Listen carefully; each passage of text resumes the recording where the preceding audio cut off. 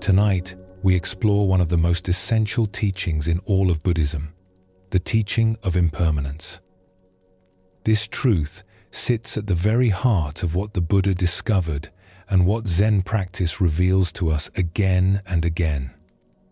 Before we begin, feel free to share what time it is and where you're listening from. Much of our suffering comes from resisting change, from trying to hold on to what is passing, from demanding that life stay the same. When we understand impermanence deeply, we can finally stop fighting the river's flow.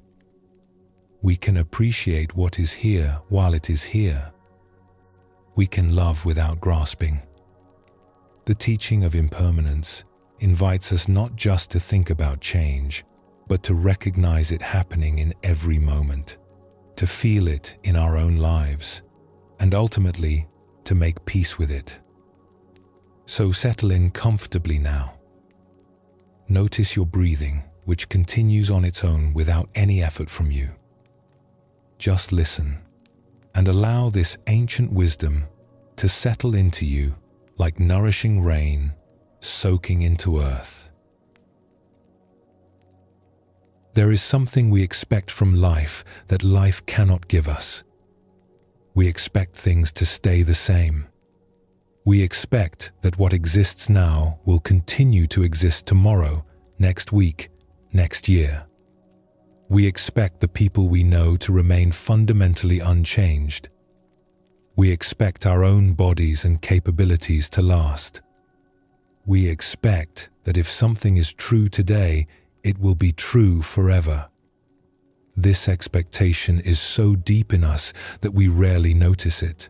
We arrange our lives as if permanence were real. We make plans that assume the future will be like the present. We hold mental images of people and places as if they were frozen in time. We believe that who we are now is who we have always been and who we will always be. But reality does not cooperate with this expectation. Everything is constantly changing, constantly becoming something other than what it was. The river flows. The seasons turn. Children grow. Bodies age. Relationships transform. Even rocks, which seem so solid and unchanging, are slowly wearing away, reshaping themselves grain by grain. The Buddha taught that this constant change, this impermanence, is one of the three marks of existence. It is not an occasional feature of life that affects some things sometimes. It is the fundamental nature of all phenomena, all experience, all existence. Nothing escapes it. Nothing stands outside it. Everything that arises will pass away. Everything that comes together will eventually come apart. Everything that is born will die. This teaching can sound harsh or depressing at first. We do not want to hear that everything we love will change and eventually be lost. We do not want to accept that nothing we build will last forever. We do not want to face the truth that our own lives are temporary, that everyone we know will one day be gone, that every experience we treasure will end. But the teaching of impermanence is not meant to make us sad or afraid. It is meant to wake us up, to help us see reality as it actually is, rather than as we wish it to be. To free us from the suffering that comes from constantly fighting against the nature of existence itself. When we truly understand impermanence, when we stop resisting it and learn to flow with it, something profound shifts in how we experience life. Let us explore a story that reveals this truth. There once lived a potter named Tomoe, who had left her village as a young woman to study her craft in the capital city. For 40 years, she lived far from home, learning from master potters, developing her skills, eventually becoming known for her delicate tea bowls and elegant vases. Her work was refined and beautiful, sought after by tea masters and collectors throughout the region. But as Tomoe grew older, she began to think more often about her childhood. She remembered her village, nestled in the mountains, the simple house where she had grown up, and especially the river that ran through the valley. That river had been her constant companion as a child. She had played beside it every day, wading in its shallows during summer, watching it rush with snowmelt in spring, listening to its voice through all the seasons. In her memory, the river was perfect and unchanging. When she felt lonely in the capital city, she would close her eyes and imagine herself back beside that river, and the memory brought her comfort. The river of her childhood seemed like the one permanent, reliable thing in a life that had taken so many unexpected turns. When Tomoe turned 60, she decided to return to her village for a visit. The journey took several days, and with each mile, her anticipation grew. She would see her river again. She would stand beside those familiar waters and feel like herself again, like the girl she had been before life carried her away. She arrived on a clear morning in early autumn.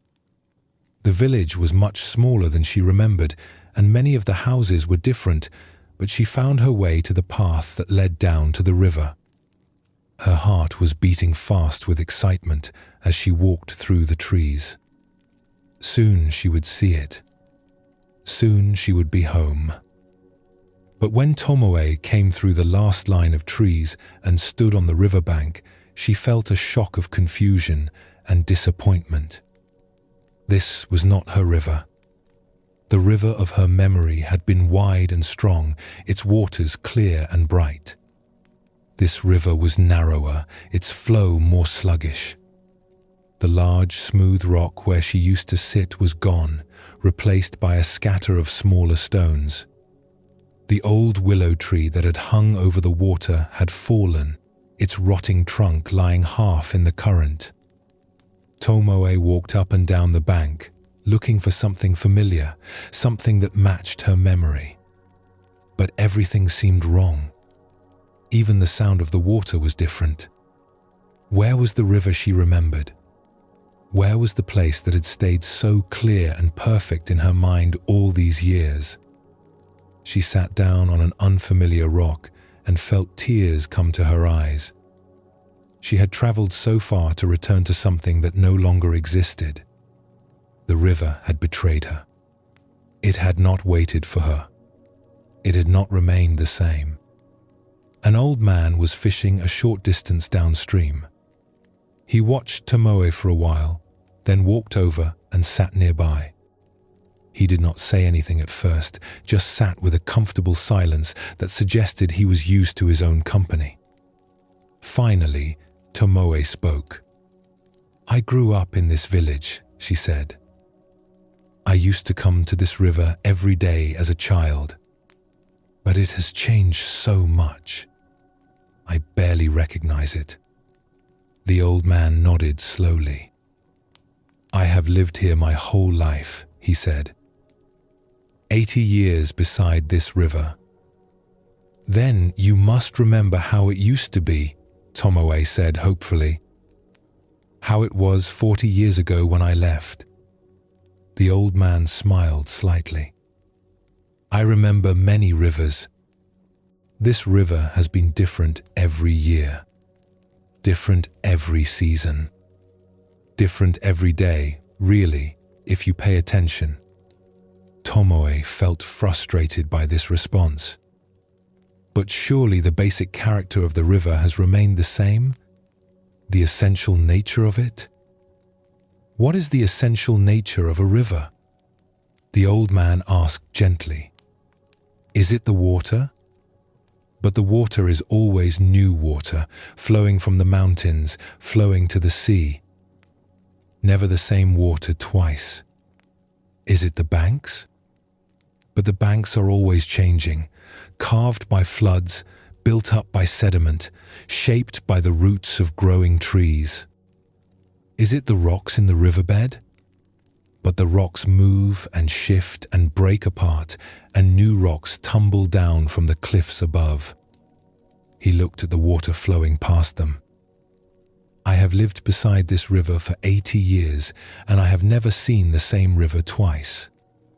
It is always becoming something new. This morning's river is already gone.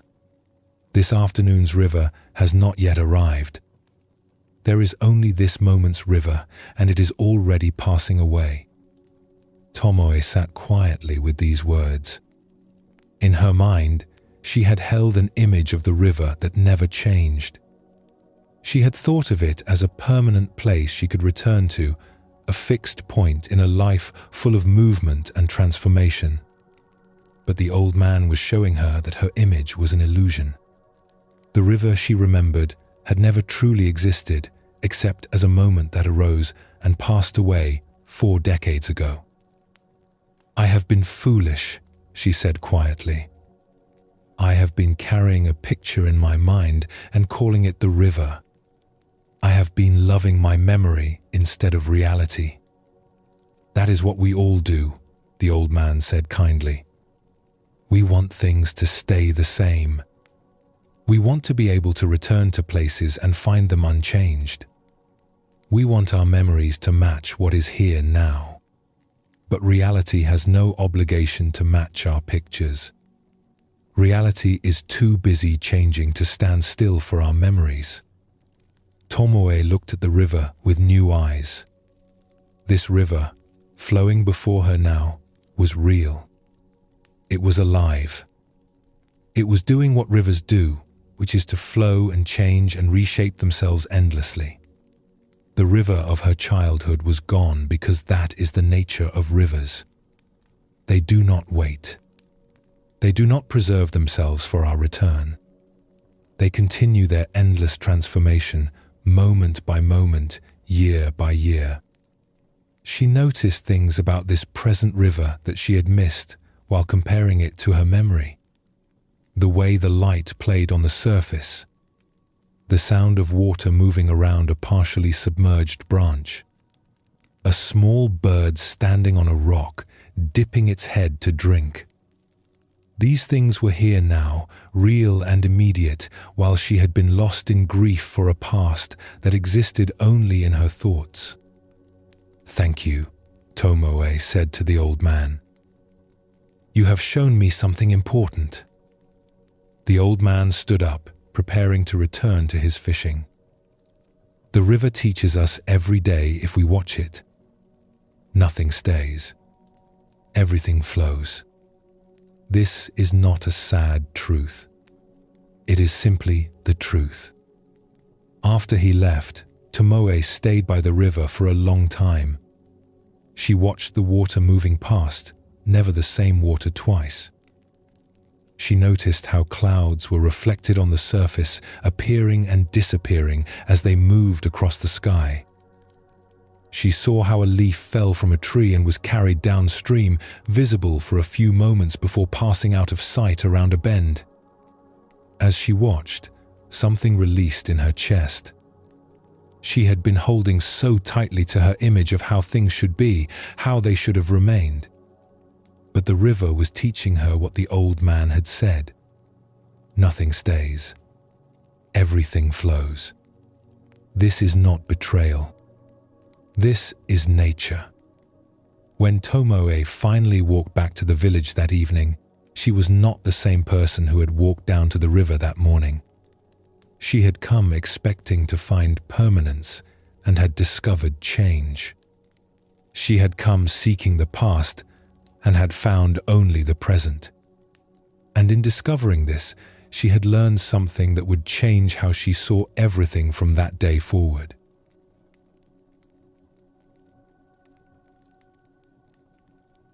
Tomoe's story shows us something essential about impermanence. She carried an image in her mind of the river as it had been 40 years earlier. She thought of this image as the real river, the true river. But the image was only a thought, a memory, a picture frozen in time. The actual river had continued changing every moment of those 40 years. We do this constantly in our lives. We hold mental pictures of how things were or how things should be, and we compare reality to these pictures. When reality does not match our image, we feel disappointed, betrayed, or sad. We think something has gone wrong. But nothing has gone wrong.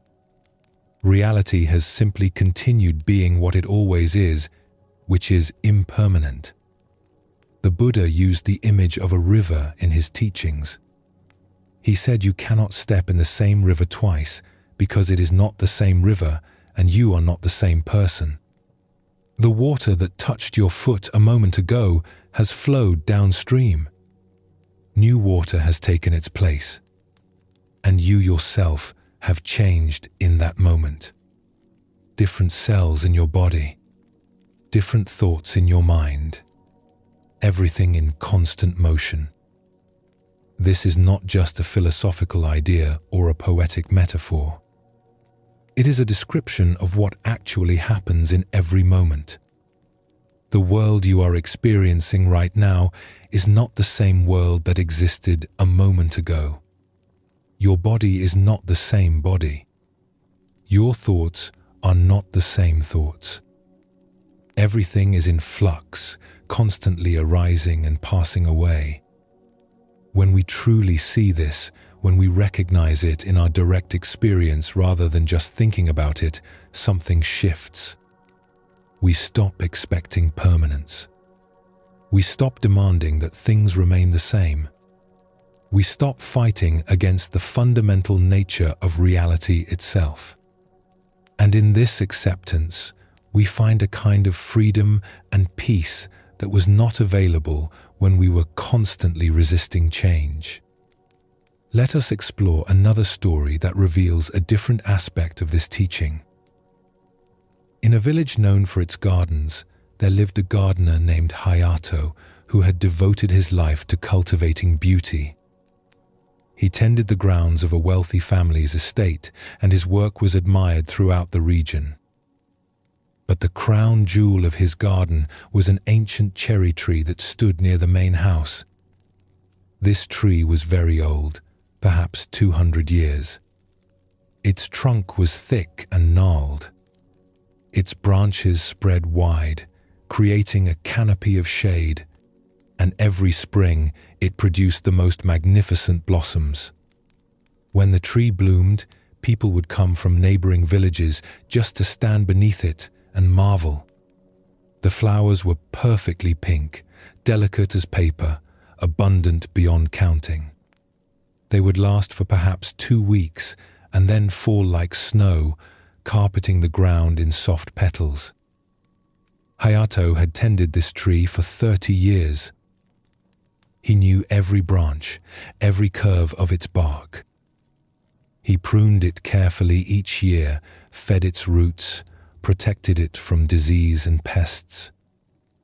The tree was not just a plant to him. It was like a friend, a companion, a living presence that had been part of his daily life for 3 decades. Every spring, Hayato would wait with anticipation for the tree to bloom. He knew the signs. The tiny buds would swell. The earliest flowers would begin to open. And then, seemingly overnight, the entire tree would burst into full glory. It was the highlight of his year, the moment when all his patient work seemed justified and rewarded. But one spring, as the season for blooming arrived, something was wrong. The buds appeared as usual, but they were fewer than normal. They swelled slowly, reluctantly, and when they opened, the blossoms were sparse and pale. Instead of covering the branches in clouds of pink, they appeared scattered and weak. Hayato was deeply troubled. He examined the tree carefully, looking for signs of disease or damage. He tested the soil. He consulted with other gardeners, but he could find no clear explanation for the poor blooming. The tree simply was not blooming well. The next spring was worse. The buds were even fewer. Many branches produced no flowers at all. The blossoms that did appear were small and faded quickly. Hayato's heart ached as he looked at the tree. It seemed diminished, tired, as if its life force was slowly draining away. In the third spring, the tree did not bloom at all. Not a single flower appeared. The branches remained bare, while other cherry trees throughout the village burst into their annual glory. Hayato felt this as a personal failure and a profound loss. He had tended this tree with such care. He had thought his devotion could keep it healthy and beautiful forever. But the tree was failing anyway, and he did not know how to save it.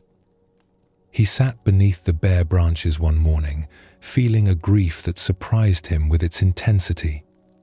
"It is only a tree," he told himself. But it did not feel like only a tree. It felt like watching something beloved fade away, helpless to prevent it. A young man approached. His name was Jun, and he had recently arrived in the village to study gardening with Hayato. He was perhaps 20 years old, eager and observant. "Master Hayato," Yun said carefully. "May I sit with you?" Hayato nodded without speaking. Jun sat quietly for a while, looking up at the bare branches against the sky. Finally, he spoke.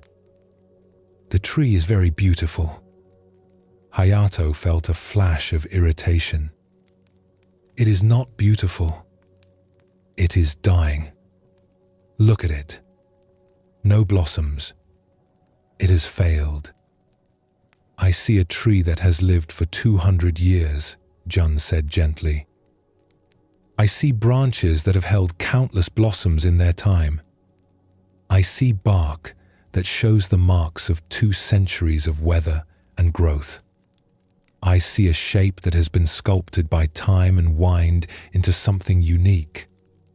When I look at this tree, I see something beautiful." "You are young," Hayato said, his voice harder than he intended. "You did not see this tree in full bloom. You do not know what has been lost." "That is true," Jun agreed. "I only know what is here now. And what is here now is still beautiful, even without flowers." Hayato wanted to argue, but he found he could not. He looked at the tree again, trying to see it as Jun saw it. Without the expectation of blossoms, without the comparison to past springs. Just the tree as it was now, in this moment. The trunk was indeed impressive, weathered and strong. The pattern of the bark told a story of endurance. The way the branches reached out created a kind of sculptural beauty even without leaves or flowers. The tree had presence and dignity, even in its declining years. "All things change," Jun said quietly. "This tree bloomed magnificently for many years. Now it is in a different stage of its life. Perhaps it will bloom again, or perhaps it will not. But either way, it is still itself. Still worthy of respect. Still teaching us something." "What is it teaching?" Hayato asked. "That nothing stays the same," Jun replied. "That even the most beautiful things must age and fade. That this is not failure. This is simply the way of all living things. The tree is showing us how to age with dignity, how to be beautiful in every season, not just in spring." Hayato sat with these words. He had been so focused on the tree's past glory that he had not really seen the tree as it was now. He had been grieving what was lost instead of appreciating what remained. He had been demanding that the tree stay the same forever, which was impossible. No living thing can stay the same. everything must change. Over the following months, Hayato's relationship with the tree transformed. He still cared for it, but he released his attachment to it blooming. He appreciated its presence without needing it to perform or produce. He noticed its beauty in different ways. The way birds nested in its branches, the shade it still provided on hot summer days, the way snow caught in its bare limbs in winter, creating delicate patterns. 3 years later, the old cherry tree died. Its trunk split in a storm, and it became clear that its life had ended. Hayato felt sadness at its passing, but not the desperate grief he had felt when it stopped blooming. He understood now that the tree's life, like all lives, had a natural arc. It had been born, grown, flourished, declined, and died. This was not tragedy. This was completeness. The wealthy family asked Hayato if he wanted to remove the dead tree and plant a new one. But Hayato suggested they leave the trunk standing for a while. "Let it teach us," he said. "Let it show us the full cycle. How life turns to decay. How decay feeds new life. How nothing is wasted in nature's processes." Jun, who was now a skilled gardener himself, understood what his teacher was saying. "Everything arises and passes away," he said. "This tree taught us in its blooming. Now it teaches us in its dying." "Yes," Hayato agreed. "And both teachings are equally valuable."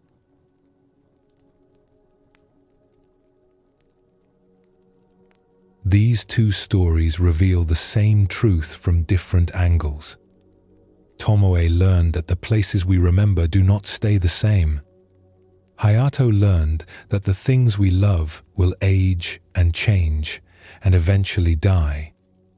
Both of them had to release their expectations of permanence.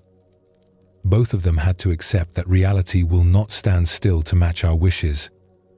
This is perhaps the hardest teaching to truly accept. We know intellectually that things change. We know that nothing lasts forever. But in our hearts, we keep hoping that what we love will somehow be the exception.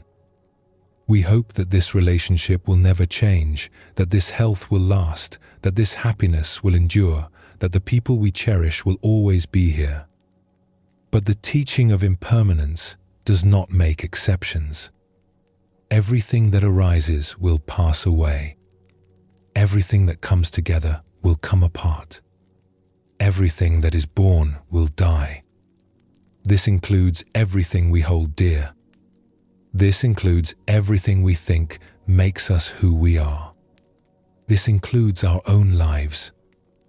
The Buddha taught that understanding impermanence deeply is essential to awakening. When we truly see that nothing lasts, that everything is constantly changing, that we cannot hold on to anything permanently, we begin to release our tight grip on life. We stop trying to make things stay the same. We stop fighting against the river's flow. We stop demanding that reality be permanent when its very nature is to change.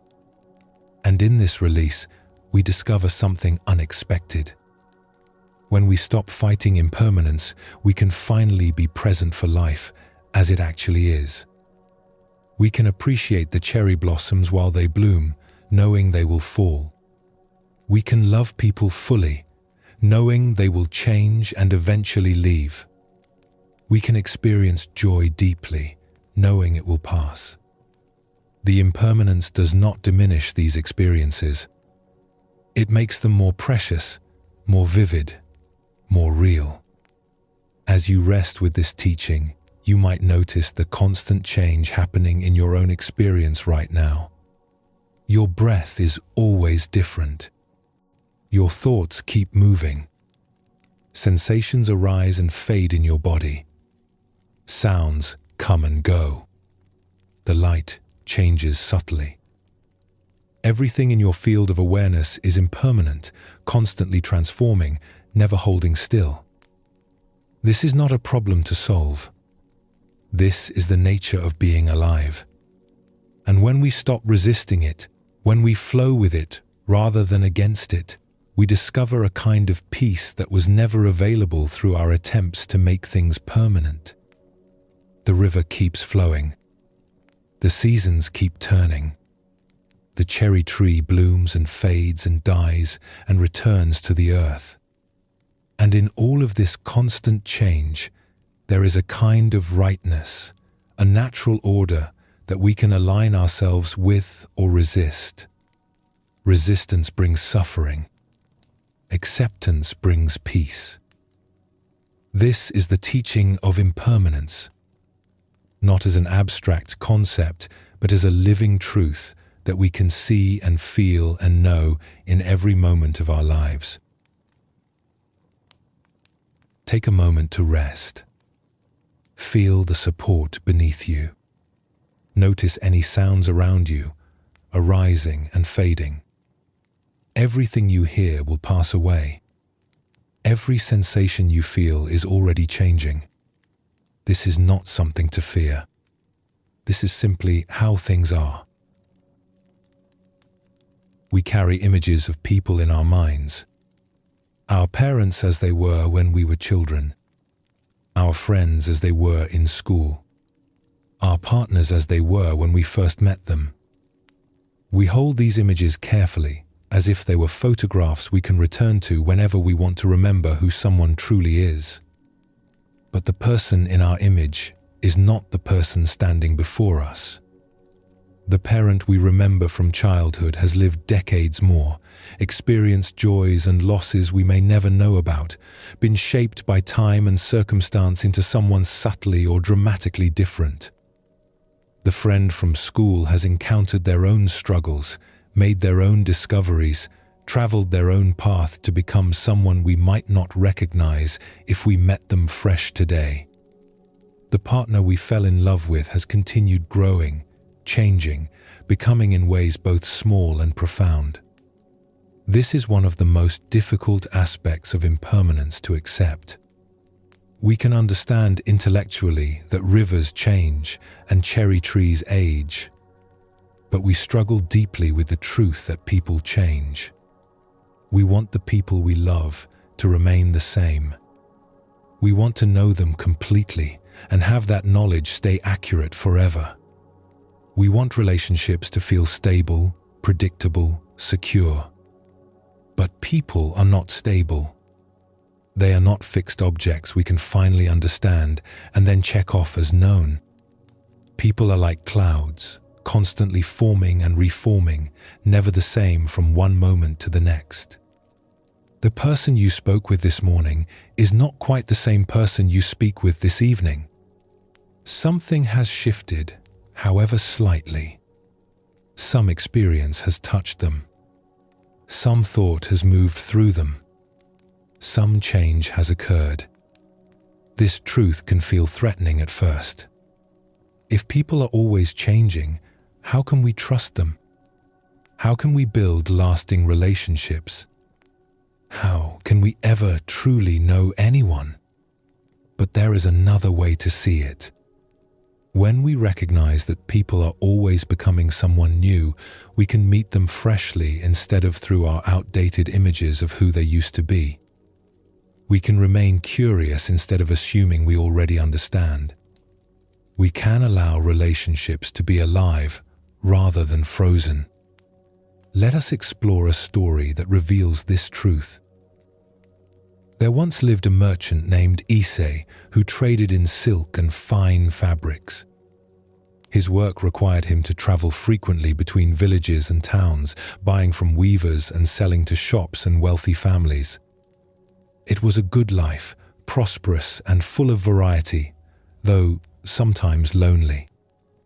One summer, Issei's business brought him to a town he had not visited in 20 years. He had lived in this town as a young man, studying commerce and learning his trade. Those had been formative years, full of energy and friendship and the excitement of discovering who he would become. As Issei walked through the familiar streets, now somewhat changed but still recognizable, he thought about his closest friend from those years. Now had been like a brother to him. They had studied together, dreamed together, supported each other through difficulties, and celebrated each other's successes. When Issei had left town to establish his business elsewhere, they had promised to stay in touch. But as often happens, letters became less frequent over time, then stopped altogether. 20 years had passed without contact. Issei asked around and learned that Nao still lived in the town. He was no longer involved in commerce but had become a teacher at a small school for children. Issei felt a surge of excitement would surprise his old friend. They would reminisce about old times. They would laugh about their youthful adventures and pick up their friendship exactly where it had left off. He found the school easily and waited outside as the day's lessons ended. Children poured out of the building, running and calling to each other. Then he saw Nao emerge, walking slowly, carrying books and papers. Issei's first thought was surprise at how much his friend had aged. Of course he had aged, they both had, but somehow Issei had not expected it. The energetic young man he remembered had become a middle-aged man with graying hair and a slightly stooped posture. "Now," Issei called out, walking forward with a broad smile. "Do you remember me?" Nao looked up, his expression uncertain at first, then gradually brightening with recognition. "Issei? Can it really be you?" They embraced, both laughing with the surprise and pleasure of the unexpected reunion. "I cannot believe it," Nao said. "After all these years, what brings you to town?" "Business," Issei said. "I am trading silk. But I had to find you when I learned you still lived here. I have thought of you so many times over the years." They agreed to meet that evening at a tea house they had frequented as young men. Issei spent the afternoon filled with anticipation. He mentally reviewed all the stories he wanted to share, all the memories he wanted to revisit. This would be like stepping back in time, he thought. For one evening, he could be young again with his closest friend. But when they sat together that evening, Issei felt a growing confusion and disappointment. Nao was there physically, but the person Issei had been looking forward to seeing seemed absent. His friend spoke quietly, almost hesitantly. He seemed uninterested in reminiscing about their shared past. When Issei brought up old adventures, Nao would acknowledge them briefly, but did not elaborate or add his own memories. The laughter and energy Issei remembered were nowhere to be found. Issei tried harder to recreate the old feeling. He told stories about their youthful exploits, trying to draw Nao into the shared memory. He reminded his friend of jokes they had shared, dreams they had discussed, plans they had made. But Nao responded with polite smiles that did not reach his eyes. Finally, Issei's frustration broke through his good manners. "What has happened to you?" he asked. "You seem so different, so quiet and withdrawn. Where is the friend I remember?" Nao was silent for a long moment, looking down at his teacup. When he spoke, his voice was very soft. "That friend is gone, Issei. He was someone I was 20 years ago. I am not that person anymore." "But people do not change that much," Issei protested. "Not fundamentally. You are still you." Nao looked up, and Issei saw something in his eyes that made him go quiet. There was a depth of sadness there that had not been present in his youthful friend.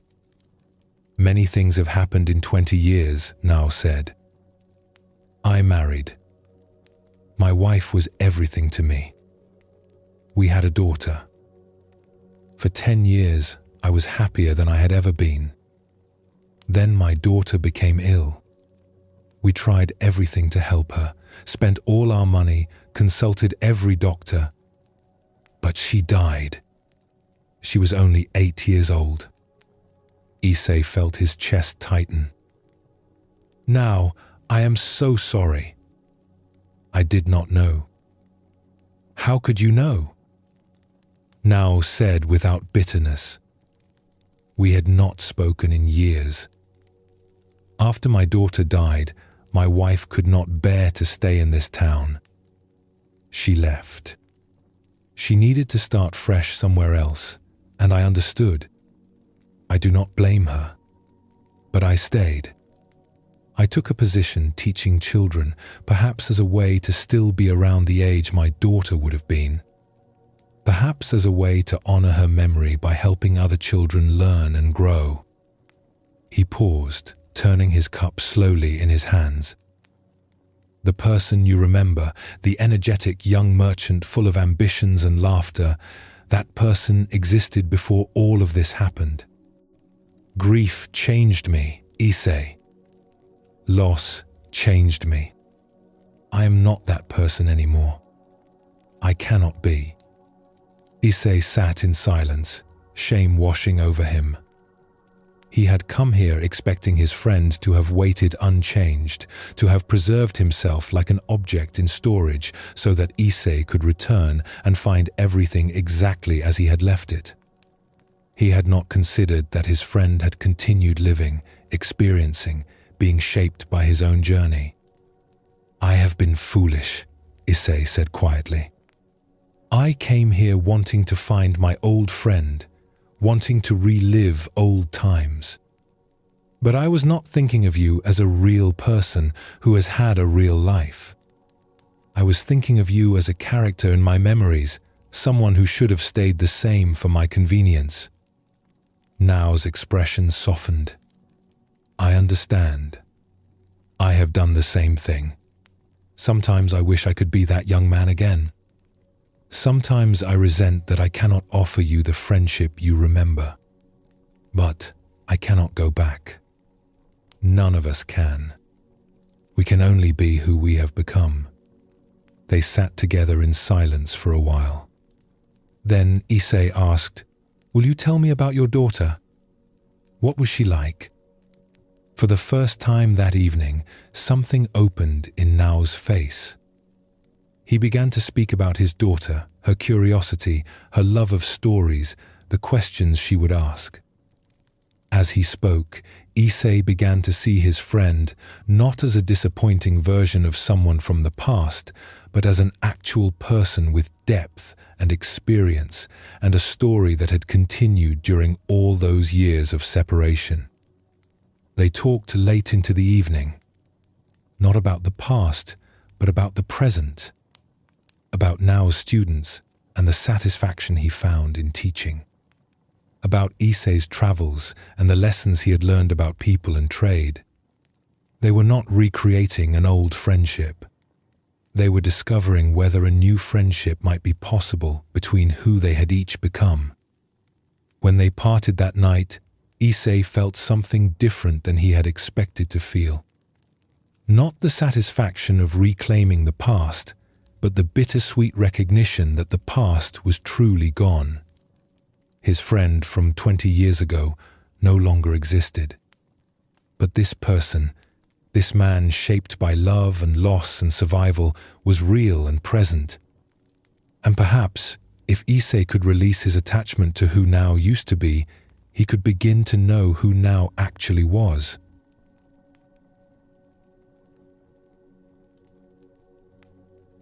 Issei's story shows us something painful but essential about impermanence. People change. Sometimes gradually, sometimes dramatically. The person we knew years ago, or even yesterday, is not quite the same person today. Life shapes us. Experience molds us. Joy and suffering, and all the moments in between, continuously transform who we are. This is difficult to accept because we want stability in our relationships. We want to know people completely and have that knowledge remain accurate. We want our loved ones to be predictable, reliable, unchanging. When they change in ways we did not expect or do not like, we feel betrayed. We think they have become someone other than their true self. But there is no fixed true self. There is only the continuous unfolding of a person responding to life. We do this with everyone in our lives. We freeze our parents at a certain age and are surprised when they grow older and frailer.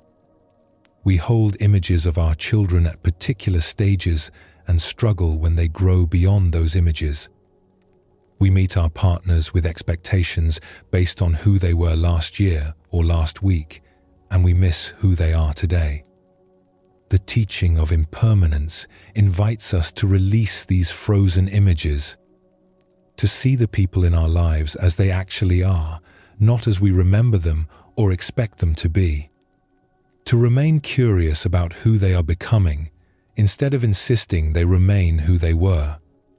To allow relationships to be alive and changing rather than dead and fixed. This does not mean relationships cannot have stability or depth. But the stability comes not from people staying the same, but from continuously meeting each other anew. From being willing to discover each other again and again.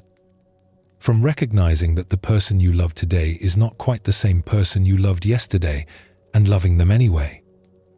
Or perhaps loving them more deeply because you see them truly rather than through your outdated images. Let us explore another story that reveals how this truth applies to our own changing nature. In a monastery known for its tea ceremonies, there lived an elderly woman named Fumiko, who had been practicing the art of tea for over 50 years. She had studied under great masters in her youth. She had perfected every movement, every gesture, every aspect of the ceremony until her practice was flawless. People would travel great distances to attend her tea ceremonies, which were considered among the finest in the region. Fumiko took deep pride in the precision of her practice. The way she heated water, prepared the bowl, whisked the tea, each movement was exact. There was no wasted motion, no uncertainty, no error. She had worked for decades to achieve this level of mastery, and it had become central to her identity. She was Fumiko the tea master, renowned for her perfect technique. But as Fumiko grew older, something began to change. Her hands, which had been so steady for so many years, began to tremble slightly. At first, the trembling was barely noticeable. She could compensate for it, adjust her movements to maintain the appearance of steadiness. But gradually, it became more pronounced. The tremor she had been able to hide became visible to others. This development filled Fumiko with shame and fear. Her entire identity was built on precision and control. What was a tea master whose hands shook? What value did she have if she could no longer perform the ceremony perfectly? She began to decline invitations to lead ceremonies, making excuses about being busy or unwell. She withdrew from teaching, afraid that students would lose respect for her if they saw her imperfection. A young woman named Chiyo, who had been studying with Fumiko for several years, noticed her teacher's withdrawal. She had learned much from Fumiko and was troubled to see her becoming isolated and sad. One day, she approached her teacher directly.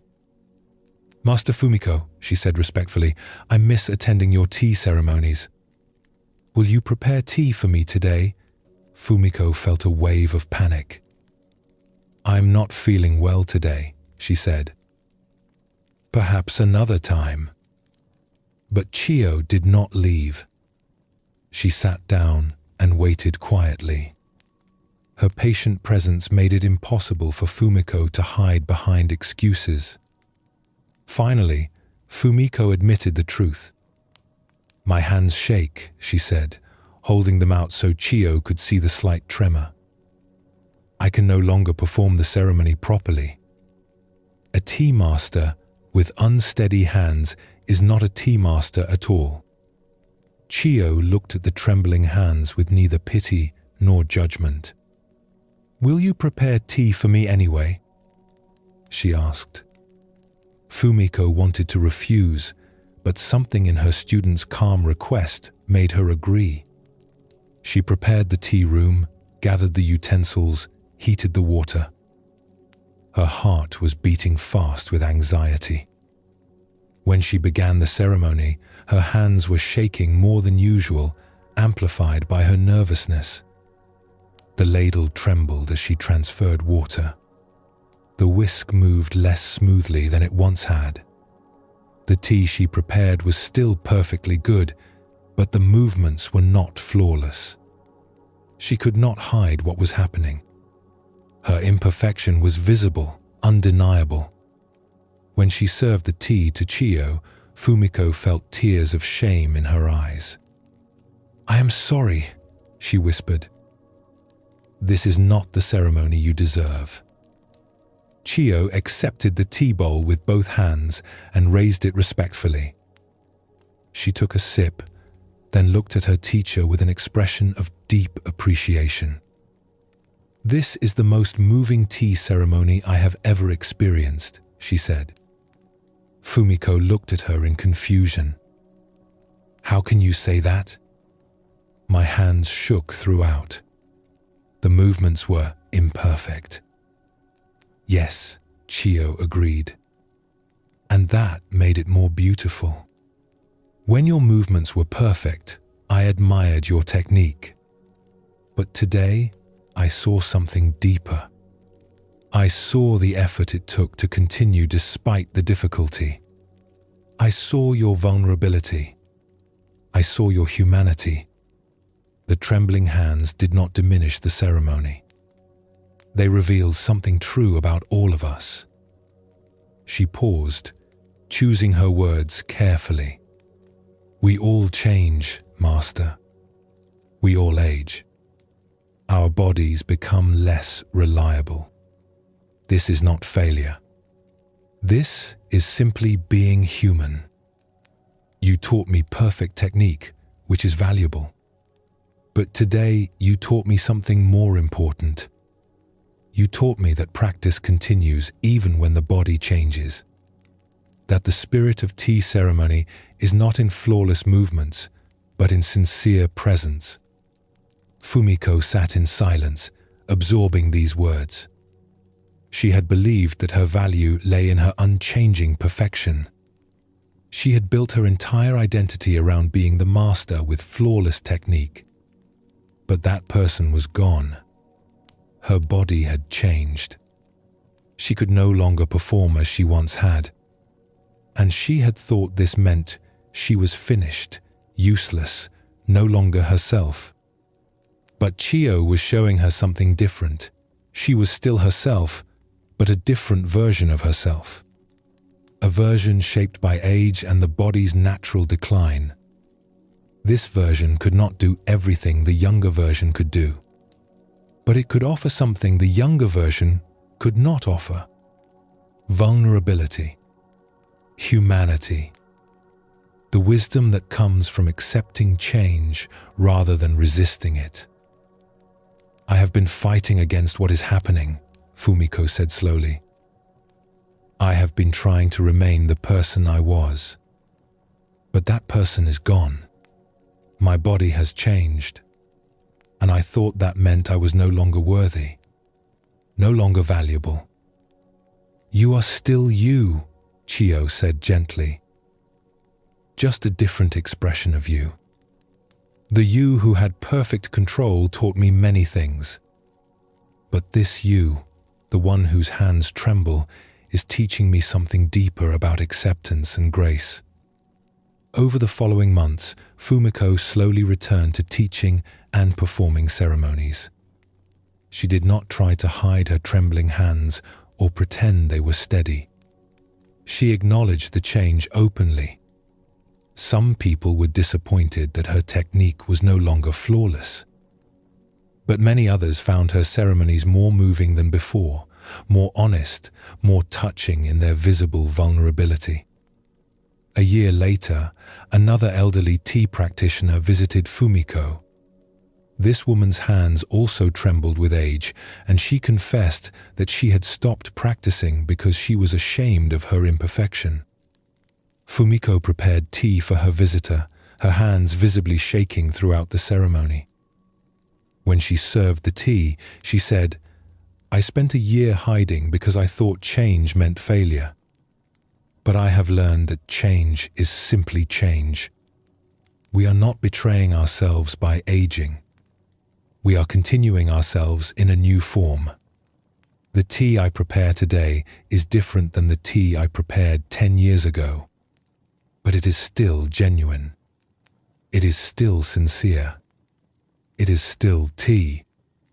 The visiting practitioner looked at Fumiko's trembling hands and then at her own. "You have given me permission to continue," she said quietly. "To be who I am now instead of grieving who I was." "We all need that permission," Fumiko replied. "To let ourselves change. To let others see our changes.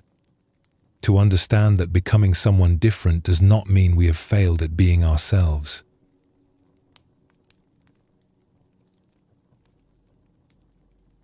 These two stories reveal the same truth about people and change.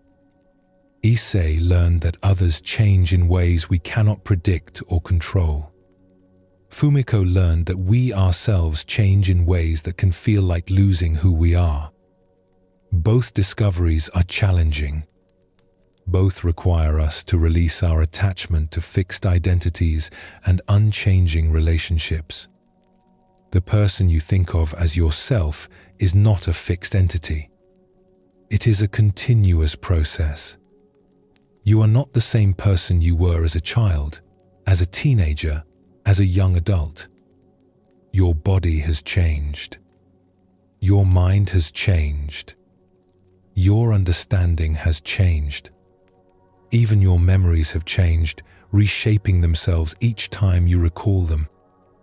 The person who began listening to this teaching is not quite the same person who is listening now. This applies to everyone. Your parents are not the same people who raised you. Your children are not the same children they were last week. Your friends have been shaped by experiences you may not know about. Your partner has continued growing in directions you may not have noticed.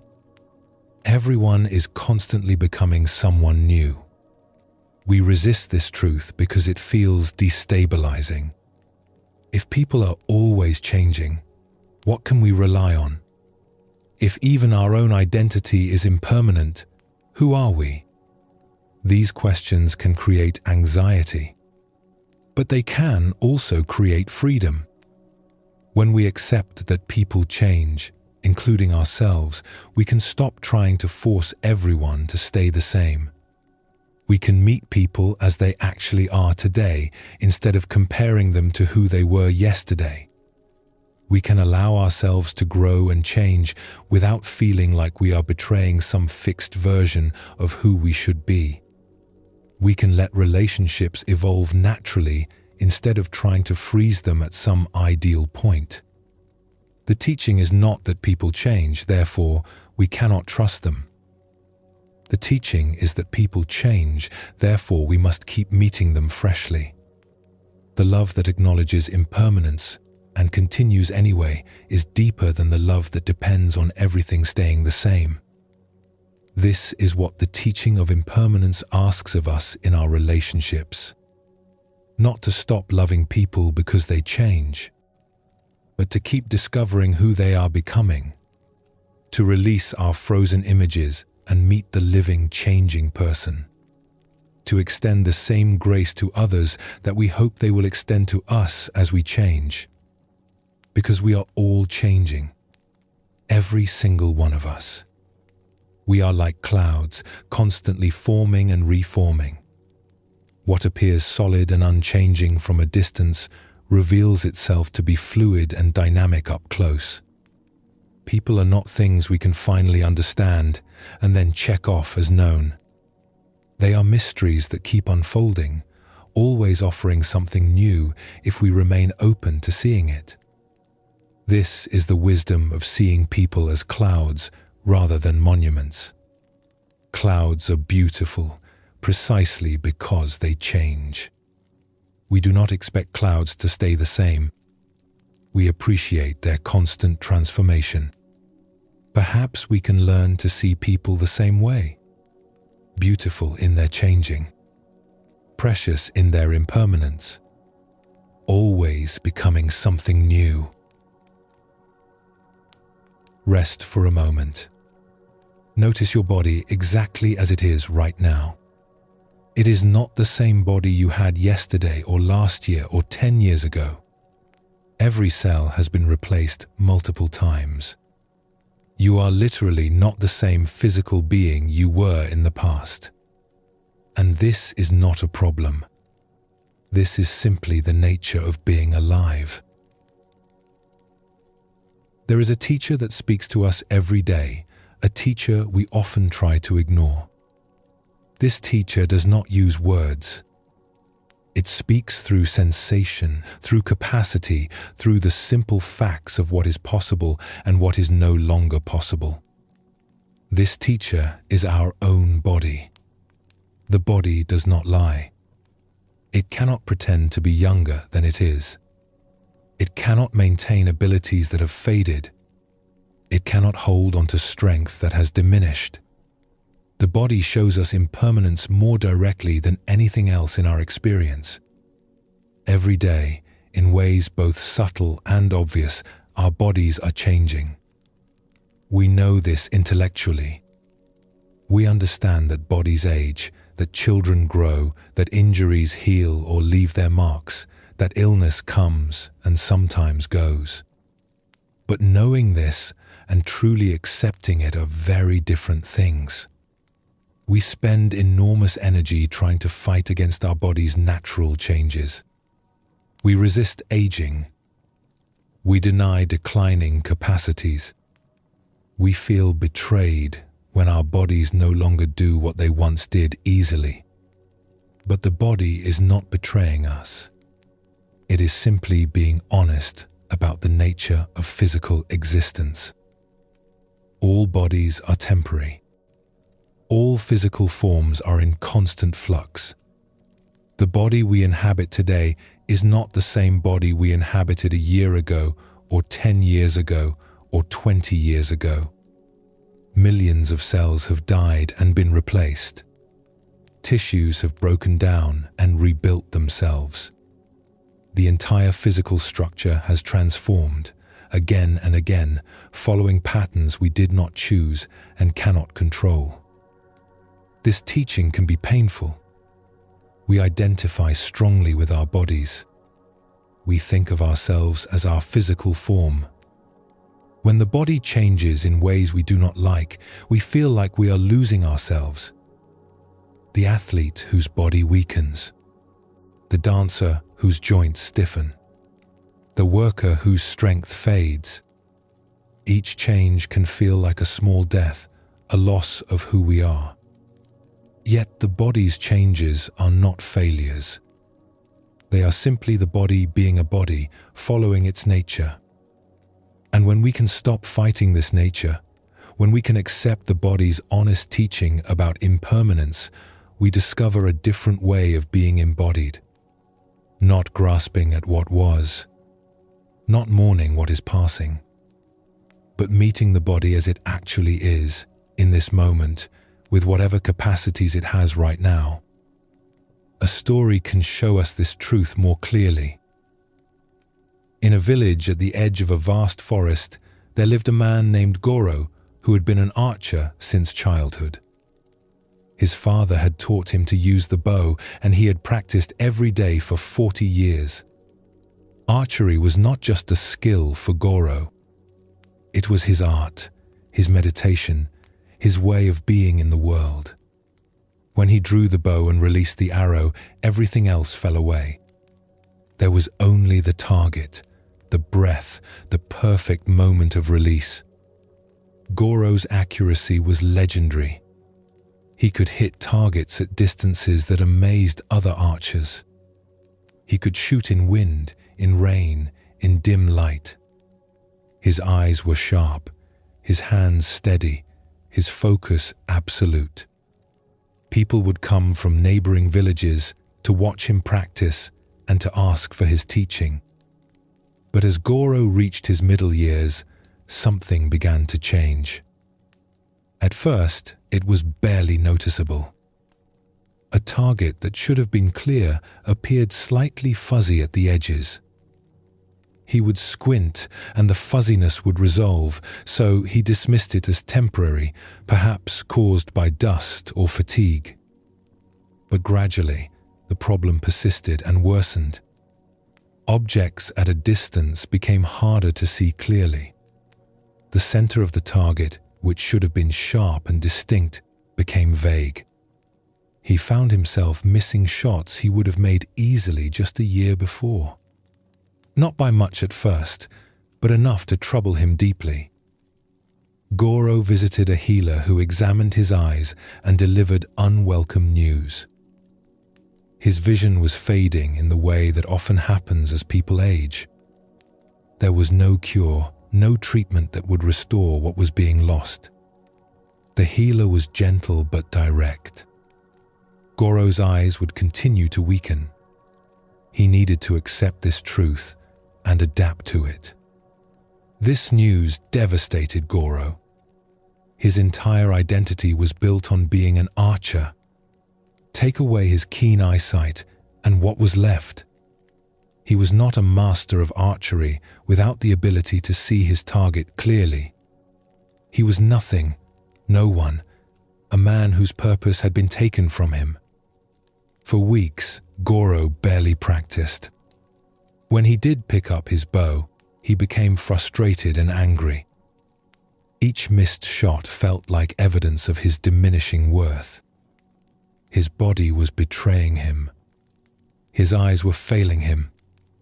The archer he had been for 40 years was dying, and he did not know who he would be without that identity. One day, as Goro sat in bitter silence near the archery range, a traveling monk passed by and asked if he might rest there for a while. Goro nodded without much interest. The monk sat quietly, apparently content to simply be present in the space. After some time, the monk spoke. "I notice you have a fine bow, but you are not practicing. May I ask why?" Goro felt his anger rise. "My eyes are failing. I can no longer see the target clearly. An archer who cannot see is useless." The monk nodded thoughtfully. "I see. And what made you an archer? Was it only your eyes?" "Of course," Goro said. "Without keen vision, how can one aim accurately?" "Perhaps," the monk said. "But I wonder, in all your years of practice, what were you actually practicing? The movement of your eyes? Or something deeper?" Goro wanted to dismiss this question, but something in it caught his attention. "I practiced the whole art," he said. "The stance, the draw, the breath, the release. The connection between intention and action." "Yes," the monk said. "And does this connection depend entirely on seeing every detail of the target? Or does it depend on something else that you have cultivated over 40 years? The monk stood to leave. Before departing, he said one more thing. "The body changes. This is not optional. But perhaps who we are is not located entirely in the body's specific capacities. Perhaps it is found in how we meet whatever capacities we have. After the monk left, Goro sat with these words. He had been so focused on what he was losing that he had not considered what remained. His eyes were weaker, yes, but his understanding of archery was deeper than it had ever been. His body knew the movements without thinking. His breath could still steady him.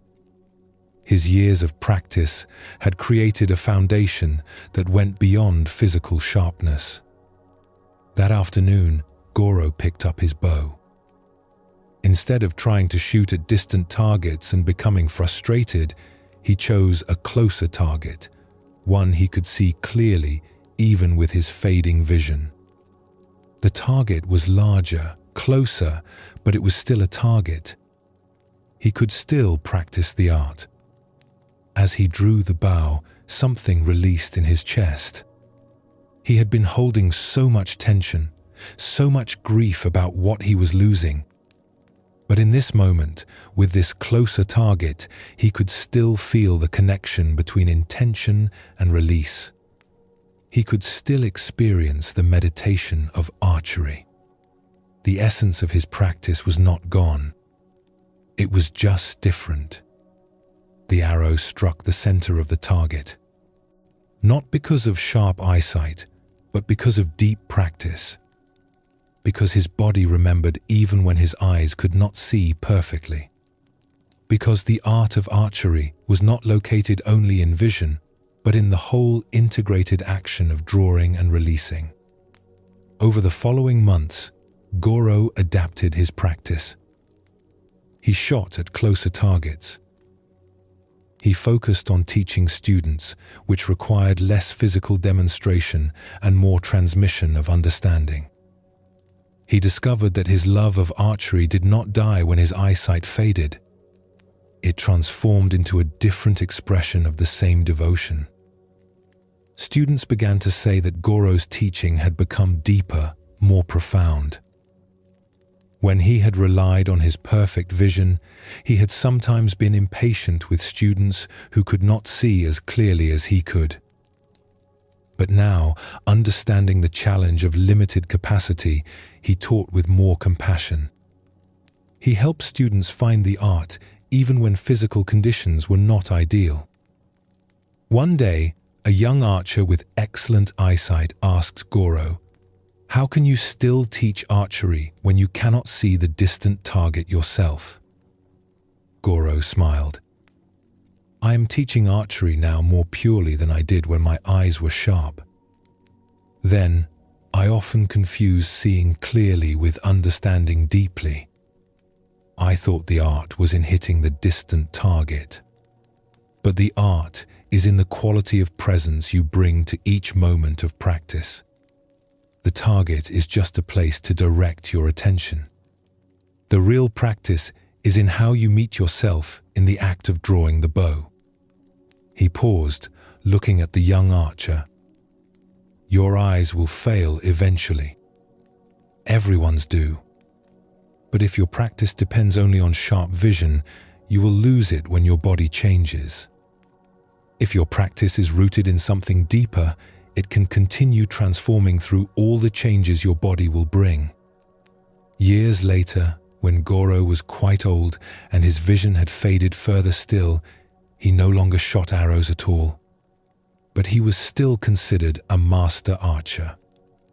Students came to learn from him not because he could demonstrate perfect shots, but because he embodied the spirit of the practice. He had learned to meet his body's changes without losing himself. He had discovered that impermanence does not destroy what matters most. It only asks us to find new forms for our devotion.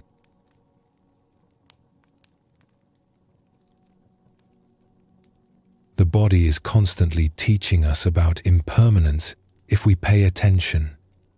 Hair turns grey, skin wrinkles, joints stiffen, energy diminishes, healing takes longer. Sleep patterns shift. Digestion changes. Senses dull. These changes happen to everybody. They are not signs that something has gone wrong. They are signs that we are alive and living follows certain patterns we cannot escape. Young people often cannot hear this teaching. When the body is strong and capable, it seems like it will always be that way. Aging seems like something that happens to other people. But the body speaks the truth even when we are not listening. The changes are already happening. The slow transformation is always underway. The teaching of impermanence asks us to hold our bodies lightly, to appreciate what they can do right now without demanding they stay the same forever, to adapt when capacities change rather than mourning what is passing, to discover that who we really are is not tied to any particular physical ability, but to the awareness that meets whatever body we have with presence and care. The body shows us impermanence more honestly than anything else. It does not argue or philosophize. It simply changes. Hair falls out or turns white. Skin loses its elasticity. Muscles shrink. Bones become more brittle. Energy diminishes. These changes come whether we accept them or not. But our suffering about them depends entirely on our response. The body will continue teaching this lesson throughout our lives. With each passing year, it will show us more clearly that nothing stays the same, that all physical forms are temporary, that life lived in a body is life lived in constant change. We can resist this teaching and suffer, or we can accept it and discover a kind of freedom. When we stop demanding that the body remain as it is, we can finally be present for the body as it becomes. We can appreciate today's capacities without mourning yesterday's losses. We can adapt to new limitations without feeling diminished. We can continue engaging with life through whatever body we have, finding value and meaning not in unchanging ability, but in responsive presence. The breath you are breathing right now is happening in a body that will not last forever. The thoughts moving through your mind are arising in a brain that is aging with each passing moment. The awareness that witnesses all of this is experiencing life through a form that is constantly dying and being reborn, cell by cell, breath by breath, moment by moment. This is not sad. This is simply true. And when we can meet this truth without flinching, when we can let the body be exactly what it is, which is temporary and changing and honest, we discover a way of being embodied that is free from the constant fight against nature. We can be here, in this body, in this moment, without needing it to be anything other than what it actually is. The body is our most intimate teacher about impermanence. It speaks clearly, constantly, unavoidably. It shows us what every Buddhist teaching points toward. Nothing lasts. Everything changes. This form is not permanent. And in accepting this teaching fully, we find a peace that was never available through resistance. Breathe slowly now. Feel your chest rising and falling. Your body is breathing you without your conscious control. It has been doing this every moment of your life. Notice this body that carries you, that changes constantly, that will continue changing throughout your life. We have seen how places change, how people transform, how bodies shift and adapt. But there is another realm of impermanence that touches us even more intimately. The landscape of our own minds. The thoughts that arise and pass through our awareness. The emotions that color our experience. The mental states that seem so solid and permanent when we are caught inside them. Most of us believe our thoughts and feelings are substantial things. When we are anxious, the anxiety feels permanent, as if it has always been there and will always remain. When we are sad, we cannot imagine feeling happy again. When we are angry, the anger seems like a fixed fact about us, perhaps even part of our personality. We say things like, "I am an anxious person," or "I am depressed," as if these mental states define who we fundamentally are. But if we pay close attention to our actual experience, we notice something remarkable. Thoughts come and go. Emotions rise and fall. Mental states appear and disappear like weather moving across the sky. No thought has ever stayed permanently. No emotion has ever lasted forever. Even the most persistent worry, the deepest grief, the strongest joy moves through phases, intensifies and weakens, eventually gives way to something else. The mind is like the sky.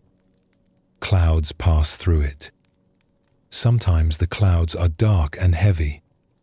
Sometimes they are light and wispy. Sometimes they cover the entire sky. Sometimes there are no clouds at all. But the clouds are not the sky. They move through the sky. They appear and disappear. The sky itself remains, vast and open, holding whatever weather comes. Our thoughts and emotions are like those clouds. They are real while they are present. They affect our experience. But they are not permanent fixtures. They are passing phenomena, constantly arising and dissolving, replaced by new thoughts, new emotions, new mental weather. When we do not understand this, we suffer unnecessarily. We think our anxious thoughts are telling us eternal truths.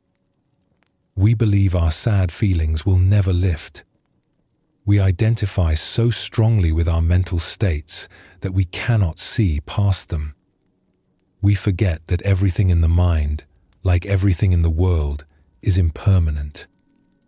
Here is a story about someone who learned this truth. In a university town, there lived a scholar named Akane who taught literature and history. She was respected for her knowledge and enjoyed her work. But beneath her competent exterior, Akane carried a constant companion that exhausted her: worry. She worried about everything. Her lectures, wondering if they were good enough. Her research, fearing it would be criticized. Her students, anxious that she was failing them somehow. Her colleagues, convinced they did not respect her. Her future, terrified that everything would fall apart. The worries were not always loud, but they were always present, a low hum of anxiety that colored every experience. Akane had worried for as long as she could remember. As a child, she worried about disappointing her parents. As a student, she worried about her grades. Now, as a teacher, she worried about her performance and reputation. The content of the worries changed over the years, but the worrying itself seemed permanent, an unchangeable part of who she was.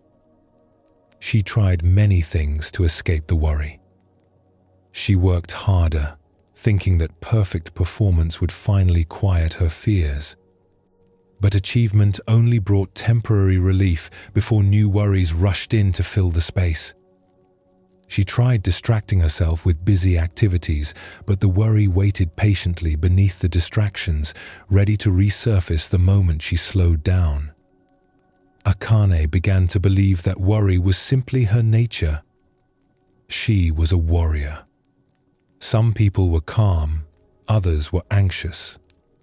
She had been dealt the anxious temperament and would have to live with it forever. This belief itself became another layer of suffering. Not only did she have the worries, she also had the conviction that they would never end. One autumn, a traveling teacher came to the university to give a series of talks on meditation and Buddhist practice. Akane attended out of curiosity, though without much hope that anything could help her condition. The teacher was a monk named Tenshin, and he spoke about the impermanent nature of all mental phenomena. Thoughts arise and pass away, Tenshin said. Emotions come and go. Mental states appear and disappear. Nothing in the mind stays forever. But we forget this. We think our current mental state is permanent. We think our anxious thoughts are telling us eternal truths. We identify with our emotions and believe they define who we are. After the talk, Akane approached the monk. "I understand what you are saying as an idea," she told him. "But my anxiety is not like passing weather. It has been with me always. It is who I am." Tenshin looked at her with kind attention. "Is the anxiety exactly the same every moment of every day, or does it vary? Stronger sometimes, weaker other times? Present in some moments, less present in others?" Akane thought about this. She wanted to say the anxiety was constant and unchanging, but when she paid attention honestly, she had to admit it fluctuated. Some moments it was overwhelming. Other moments it was quieter. Occasionally, when she was deeply absorbed in work or conversation, it seemed to disappear entirely, though it always came back. "It varies," she admitted, "but it always returns. It has been my companion for so long, I cannot imagine being without it." "Then perhaps your practice is not to make the anxiety go away," Tenshin suggested. "Perhaps your practice is to watch it carefully, to notice how it arises, to notice how it changes, to notice how it passes, not to fight it or believe it, but simply to see it clearly as what it actually is. A passing phenomenon, like clouds in the sky." He paused, then added, "We suffer not because thoughts arise, but because we cling to them. We believe they are solid and permanent. We think they are telling us the truth about reality. But thoughts are just thoughts. They come and they go. When we can watch them without grasping or resisting, we discover they have much less power than we imagined." Tenshin taught Akane a simple practice. When worried thoughts arose, she should not try to push them away or convince herself they were wrong. Instead, she should simply notice them. A worried thought is appearing, she could observe silently. Then, she would watch what happened to that thought. Did it stay exactly the same? Or did it change, weaken, eventually disappear? At first, this practice felt impossible. When anxious thoughts arose, they felt absolutely real and permanent. They screamed for her attention, insisted she believe them, demanded she take action to prevent the catastrophes they predicted. How could she just watch them like weather passing through? But Akane persisted.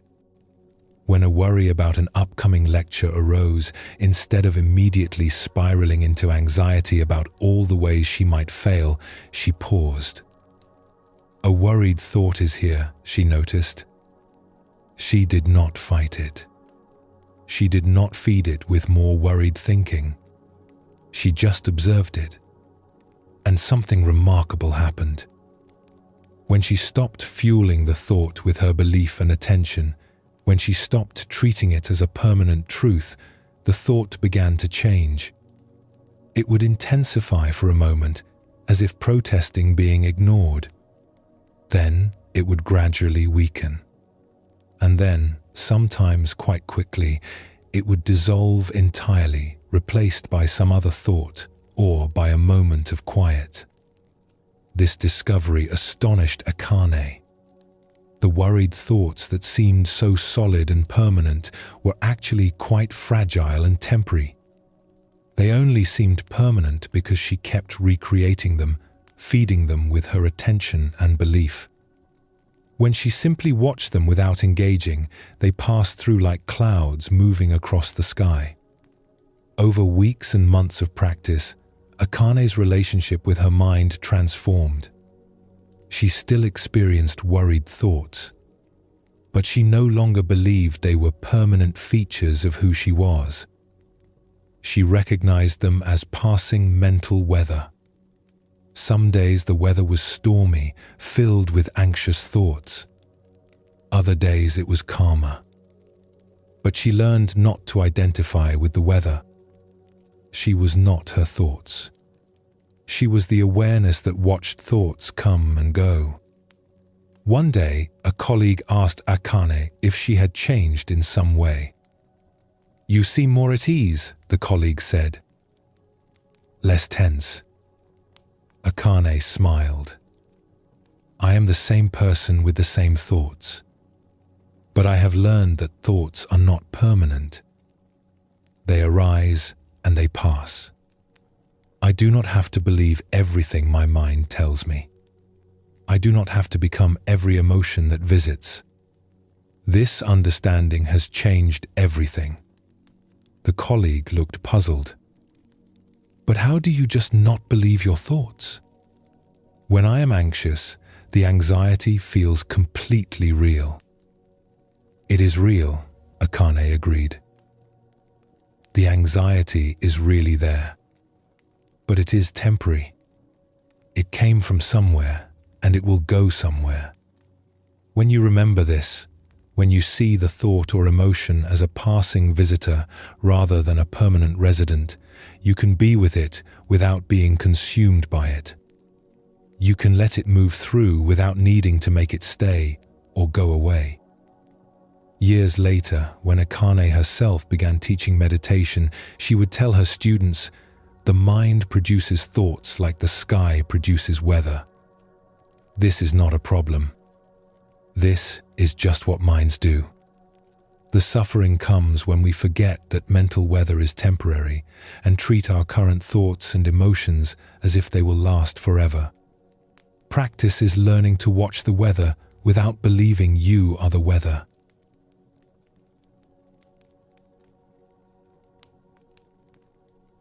Akane's story shows us something we often forget. Mental states are not permanent, even when they feel that way. Worry that seems eternal is actually a series of worried thoughts arising and passing.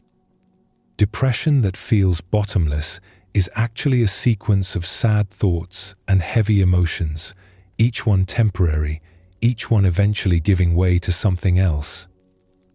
This teaching is not about forcing ourselves to think positively or pushing away uncomfortable thoughts. It is about recognizing what is actually happening in our minds. Thoughts arise. They last for some period of time. They fade. New thoughts arise. This cycle continues endlessly. No single thought ever stays permanently, no matter how compelling or terrible it seems while it is present. The same is true for emotions. Joy comes and goes. Anger rises and falls. Sadness deepens and lifts. Peace appears and disappears. We experience this constantly, but we often do not notice it because we are so caught up in the content of our mental experience that we miss its impermanent nature. Understanding this impermanence brings a particular kind of freedom. When we are suffering with difficult emotions or thoughts, we can remember that what we are experiencing is temporary. This moment of suffering will pass. It always does. This does not diminish the reality of the suffering while it is present, but it gives us perspective. It helps us not to compound our suffering by believing it will last forever. Another story can help us see this teaching from a different angle. In a small village surrounded by farmland, there lived a man named Shin, who served as a leader in the community. He helped resolve disputes, organized collective work projects, and generally tried to support the welfare of everyone in the village. It was often difficult work, dealing with competing interests and limited resources, and Shin frequently felt frustrated and uncertain about whether he was doing a good job. One spring evening, after a particularly hard day of trying to mediate a conflict between neighbors, Shin decided to take a walk. He left the village and walked into the surrounding hills as the sun was setting. He found a place to sit on a large rock overlooking the valley, and he just sat there, watching the last light fade from the sky. As he sat in silence, something unexpected happened. His usual mental chatter quieted. The worries about the village, the concerns about his decisions, the constant planning and analyzing, all of it settled. His mind became very still and clear. He felt a deep sense of peace that he had never experienced before. Everything seemed perfect just as it was. His problems, which had seemed so urgent and important an hour ago, now seemed small and manageable. He felt connected to everything around him, part of some larger wholeness that had always been there, but which he had been too busy to notice. Shin sat in this state for a long time, maybe an hour, maybe longer. He lost track of time. Finally, as darkness deepened, he walked back to the village. He felt transformed. He had touched something real, something profound. This feeling of peace and clarity was what he had been searching for without knowing it. This was how he wanted to feel all the time. Over the next few days, Shin tried to hold on to that special state. He wanted to get back to that feeling of peace and connection. He tried sitting in the same spot at the same time of evening. He tried recreating the circumstances that had been present when the experience occurred. But the more he tried to make the feeling return, the more it eluded him. He grew frustrated. Why had the peace come so easily that first evening, and now he could not find it again? He felt like he had been given a glimpse of something precious and then had it taken away. He began to feel worse than before the experience. At least before, he had not known what he was missing. Now he knew there was a better way to feel, but he could not access it. Shin mentioned his frustration to an old woman named Hisako who lived at the edge of the village. She was known for her quiet wisdom, and people often sought her counsel. When Shin described his experience and his inability to recreate it, Hisako listened carefully. "What you experienced was real," she said. "But you are now making a mistake that causes suffering." "What mistake?" Shin asked. "You are trying to make a temporary experience permanent. You are grasping at a mental state that arose and passed, and you are suffering because you cannot hold on to it." She paused, then continued. "All experiences are impermanent, including the good ones. That moment of peace you felt was genuine and valuable. But it was also temporary. It arose from certain conditions coming together. When those conditions changed, the experience changed. This is natural. This is how all mental states work." "But surely peace is better than anxiety," Shin protested.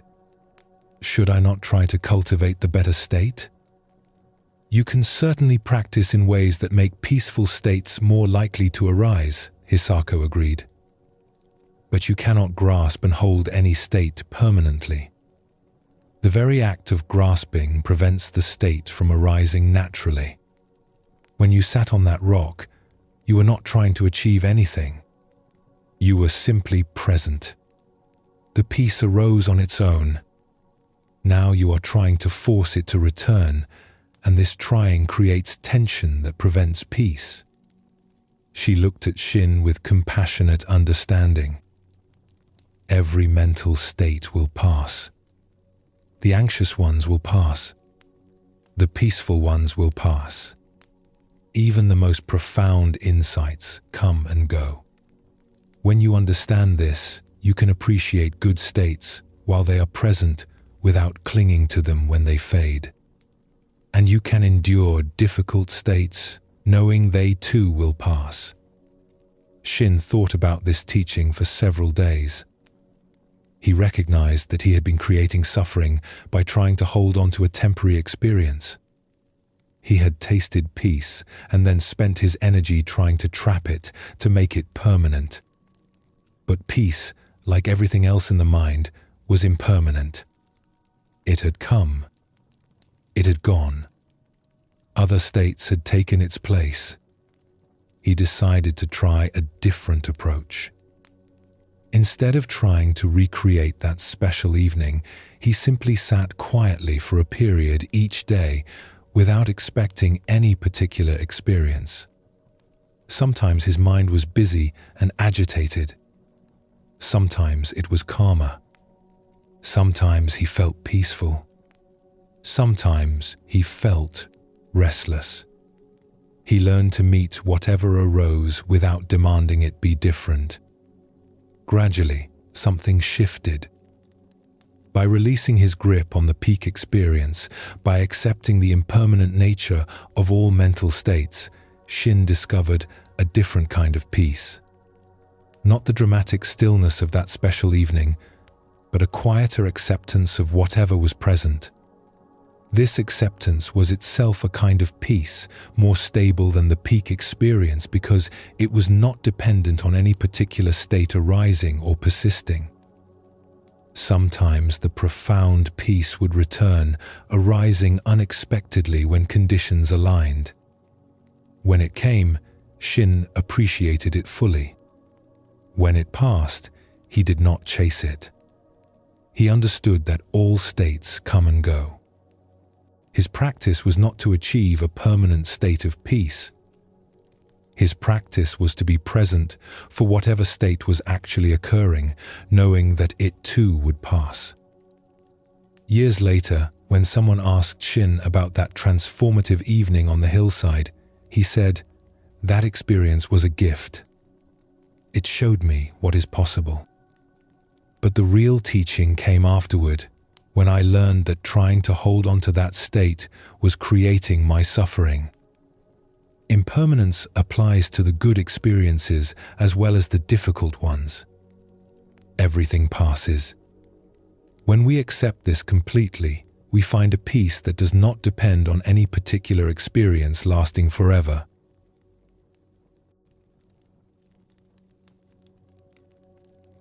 These two stories reveal the same truth about mental impermanence.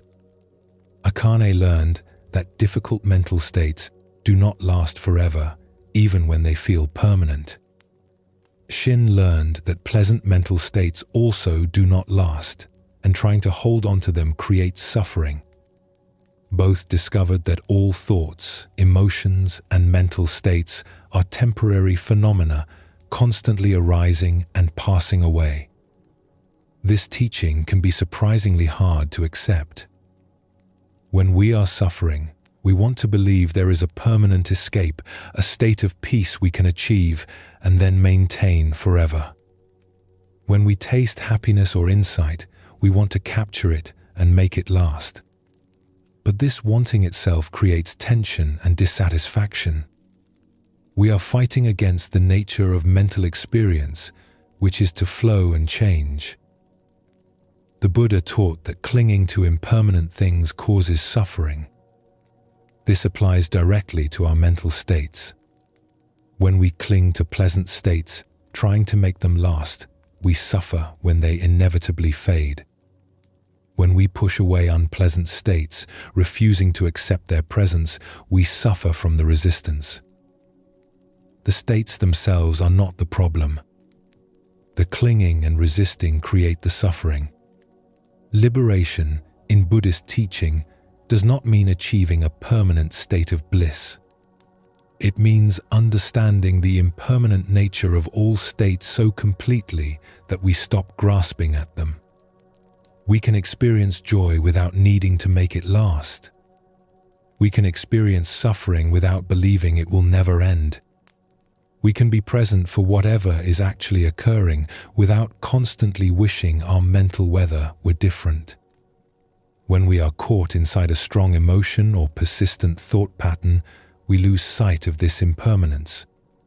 The current state feels like all there is, like all there ever was, like all there ever will be. But if we can step back even slightly, if we can bring awareness to the process of experiencing rather than being completely absorbed in the content, we notice that everything is moving, changing, transforming. When we understand this deeply, we find a kind of freedom that does not depend on having only pleasant experiences. We can be with whatever arises, knowing it will pass. We can appreciate good states without clinging to them. We can endure difficult states without despair. We discover that beneath all the changing weather of thoughts and emotions, there is an awareness that remains, that can hold all experiences without being overwhelmed by them. This is the teaching of mental impermanence. Not that we should suppress our thoughts and emotions, but that we should recognize their temporary nature. Not that we should try to achieve permanent peace, but that we should accept the constant flowing of mental experience.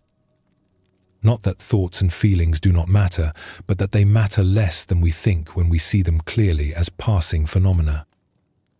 As you rest with this teaching, notice the thoughts moving through your mind right now. Notice how they come and go.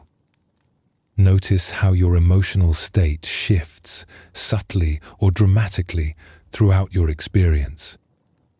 Notice that nothing in your mental landscape stays fixed.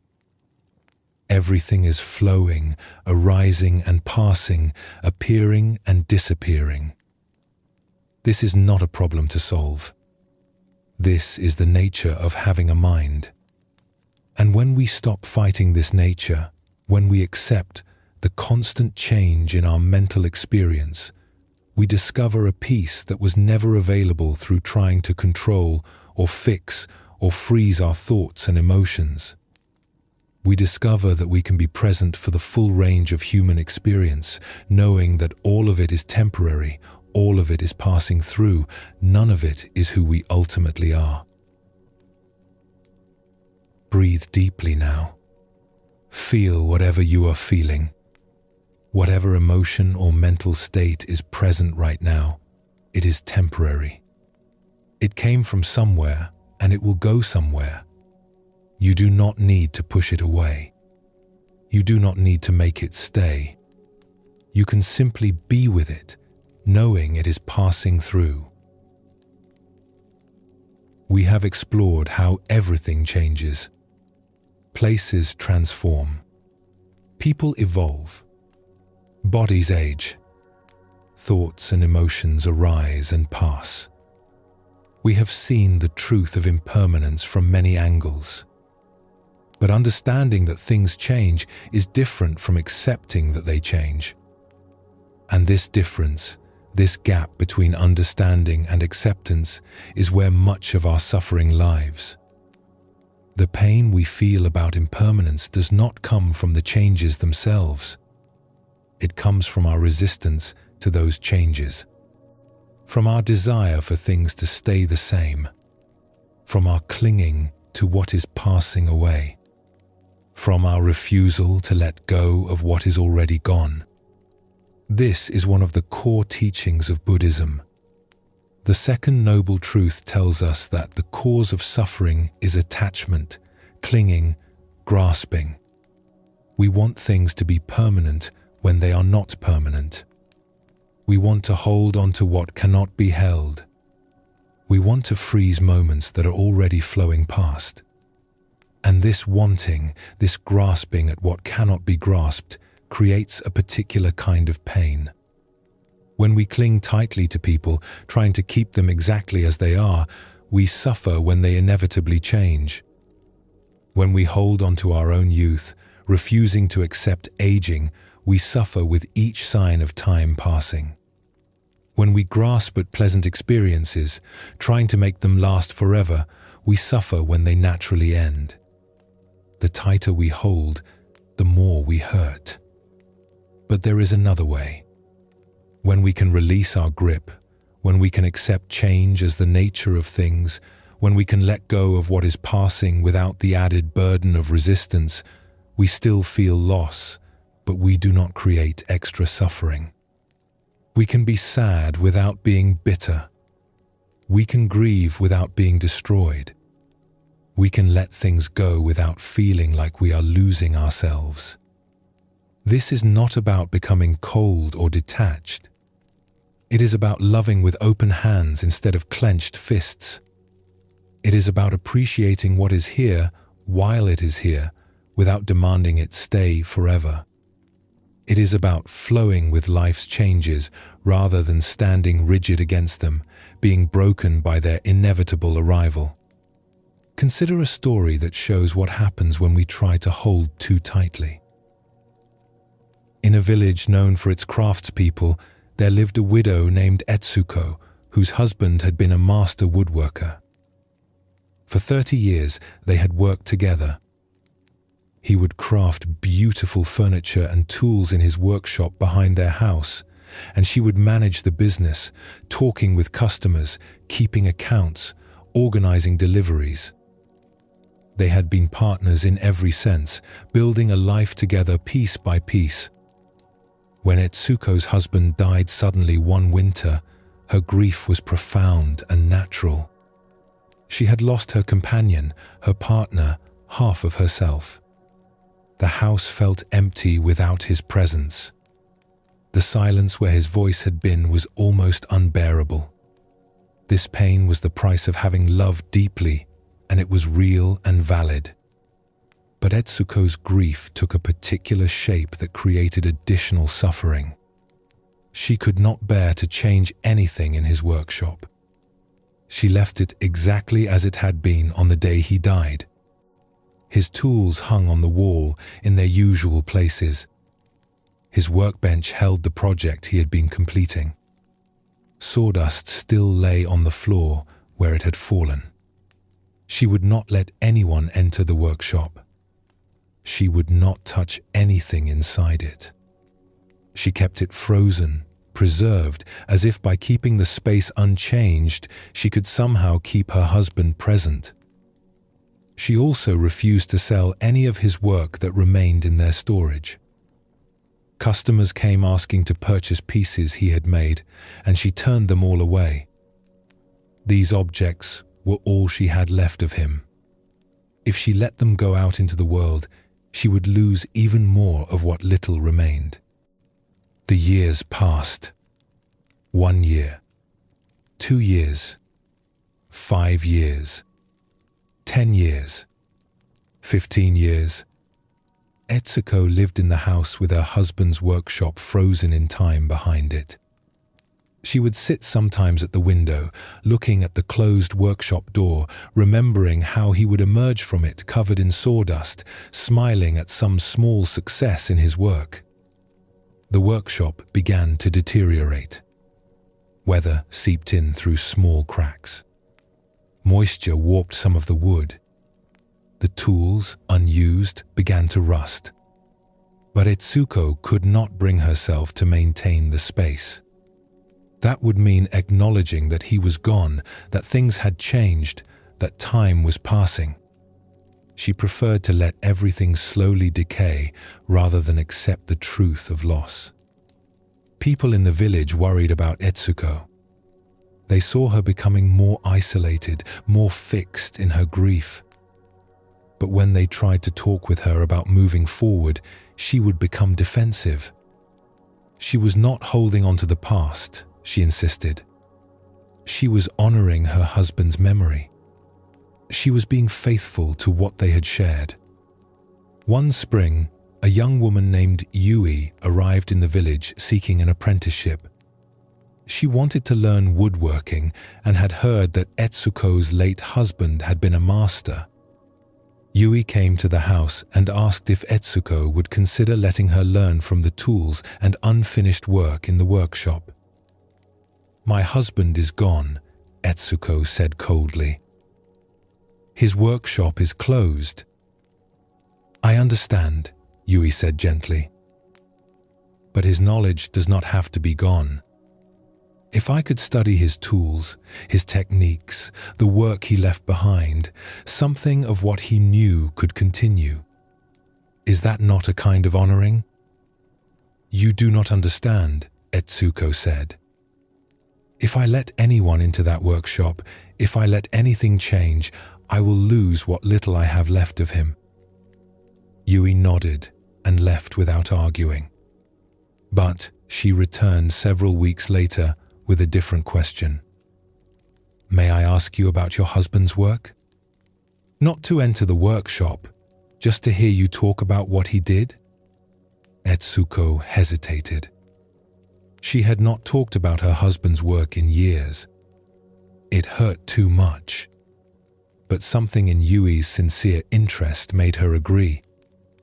They sat together and Etsuko found herself describing the different types of wood her husband had preferred, the tools he had crafted himself, the particular techniques that had made his work distinctive.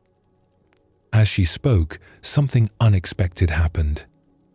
The memories brought pain, yes, but they also brought warmth.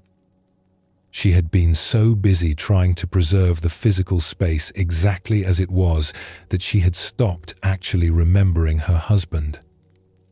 She had been protecting the workshop like a tomb rather than celebrating the life and skill it represented. Yui came back again and again over the following months, always with questions, always genuinely interested. Slowly, Etsuko began to see her husband's work differently. The tools hanging unused on the wall, rusting. The unfinished projects that would never be completed. The stored furniture that no one would ever use. She had thought keeping everything frozen was honoring him. But maybe she was actually dishonoring him by letting his life's work decay unused.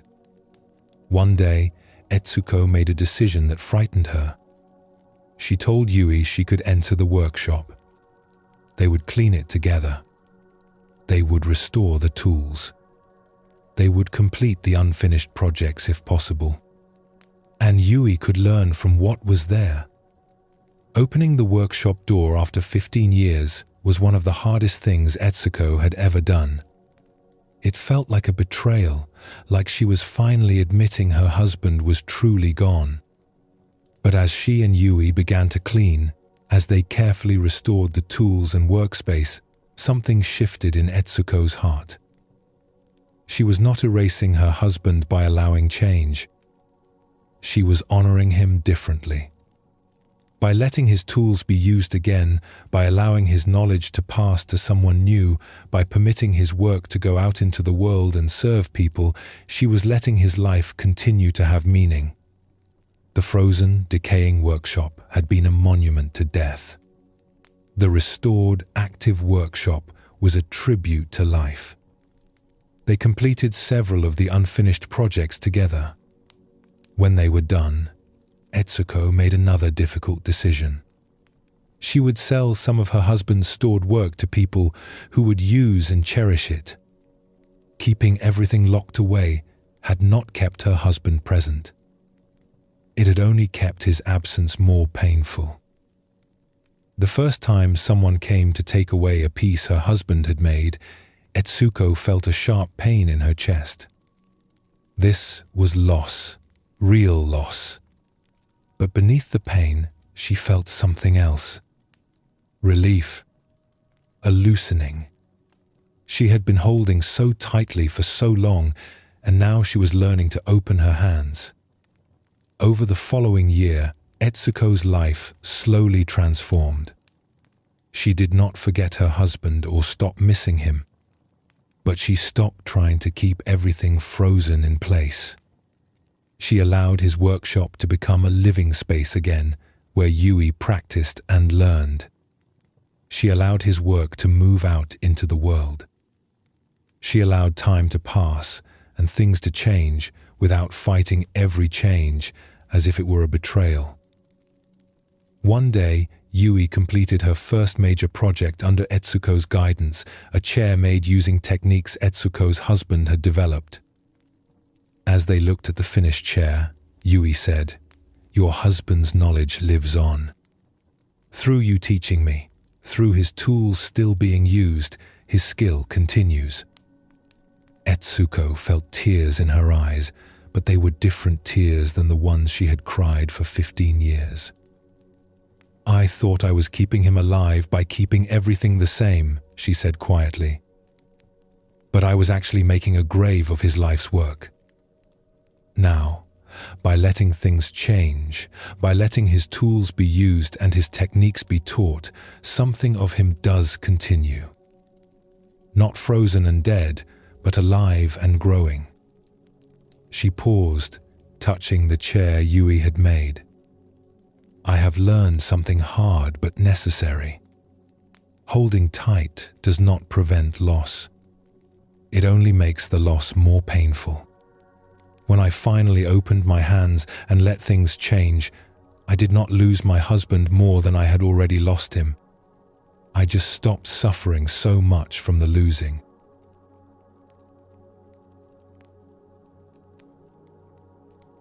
Etsuko's story shows us clearly how clinging to permanence creates suffering.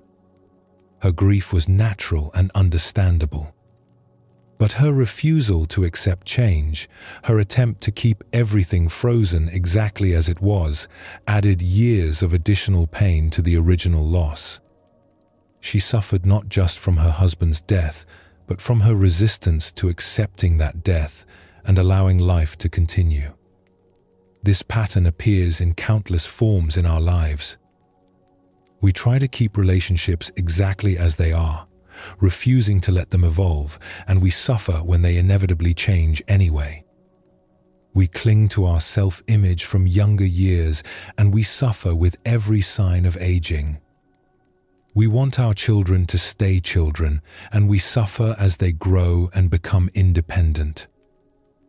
We demand that our circumstances remain stable, and we suffer when life brings unexpected changes. The Buddha did not teach that we should not care about things or people. He taught that clinging to them, grasping at them, demanding they remain permanent when they are not permanent, creates suffering. There is a difference between loving someone and clutching at them, between appreciating something and demanding it never change, between engaging fully with life and grasping desperately at moments as they pass. When we love with open hands, we can fully appreciate what is here while it is here, without the added suffering of refusing to let it go when it passes. We can grieve losses without the extra layer of pain that comes from believing those losses should not have happened. We can accept change as part of life, rather than experiencing every change as a personal betrayal. There is another form of clinging that creates suffering. Sometimes we hold on to not a person or object, but a moment. A time in our lives when things felt right, when we were successful or happy or at our best. We try to recreate that moment or return to that state, and we suffer because we cannot. Here is a story that reveals this truth. In a city known for its textile trade, there lived a woman named Hotaru who had built a successful business dyeing fabrics. She had developed a particular shade of indigo blue that became very fashionable. For several years, everyone wanted fabric in Hotaru's blue. Wealthy families ordered it for their clothing. Merchants traveled from distant cities to purchase her dyed cloth. She employed many workers and earned respect and prosperity. Those were golden years for Hotaru. She felt successful, admired, secure. Her skill was recognized. Her work was valued. She had found her place in the world, and it was good. She allowed herself to think that this success was permanent, that she had established something that would continue forever. But fashions change. Gradually, people began to prefer other colors. Green became popular. Then, burgundy.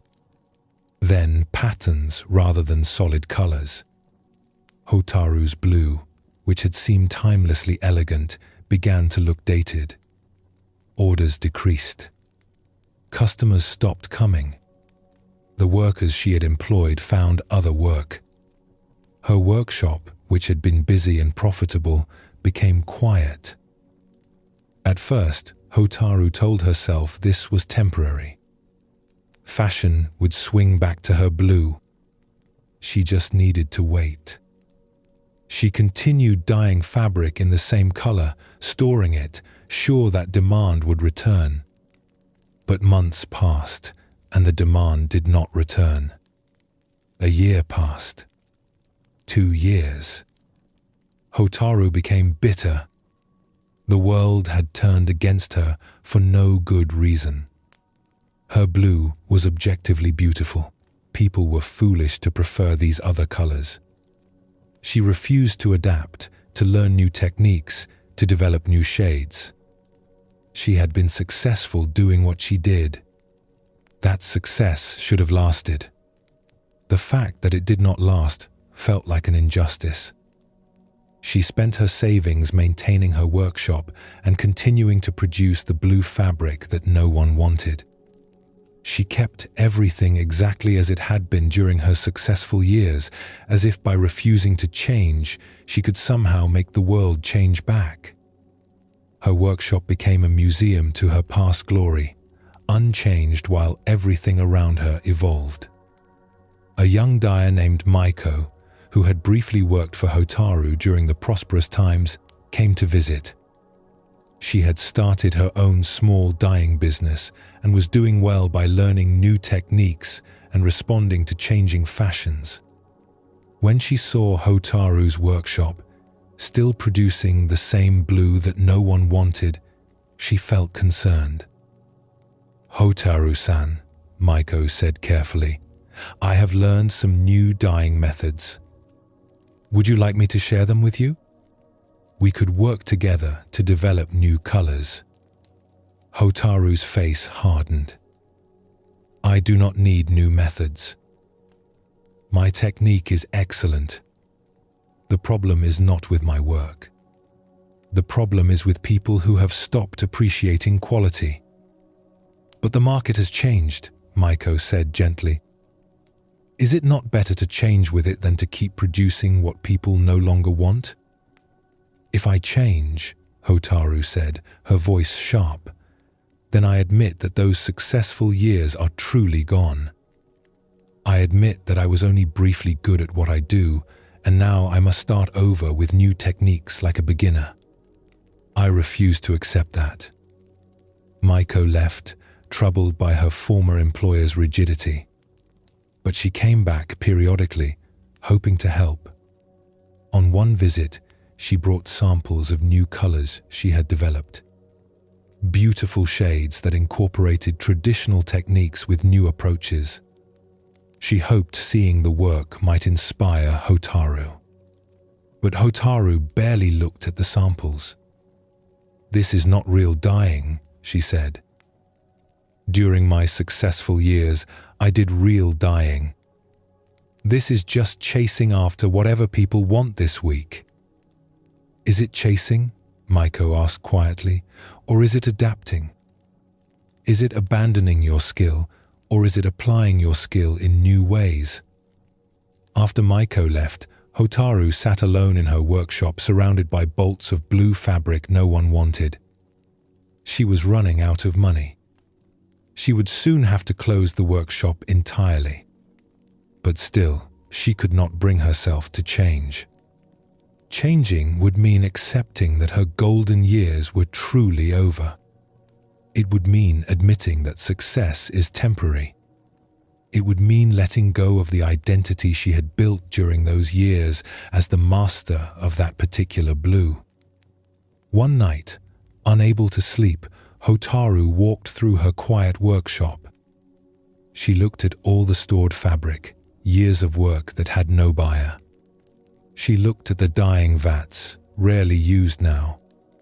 She looked at the empty spaces where workers had once labored.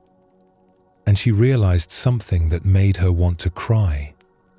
She had been so busy trying to preserve her past success that she had destroyed her present life.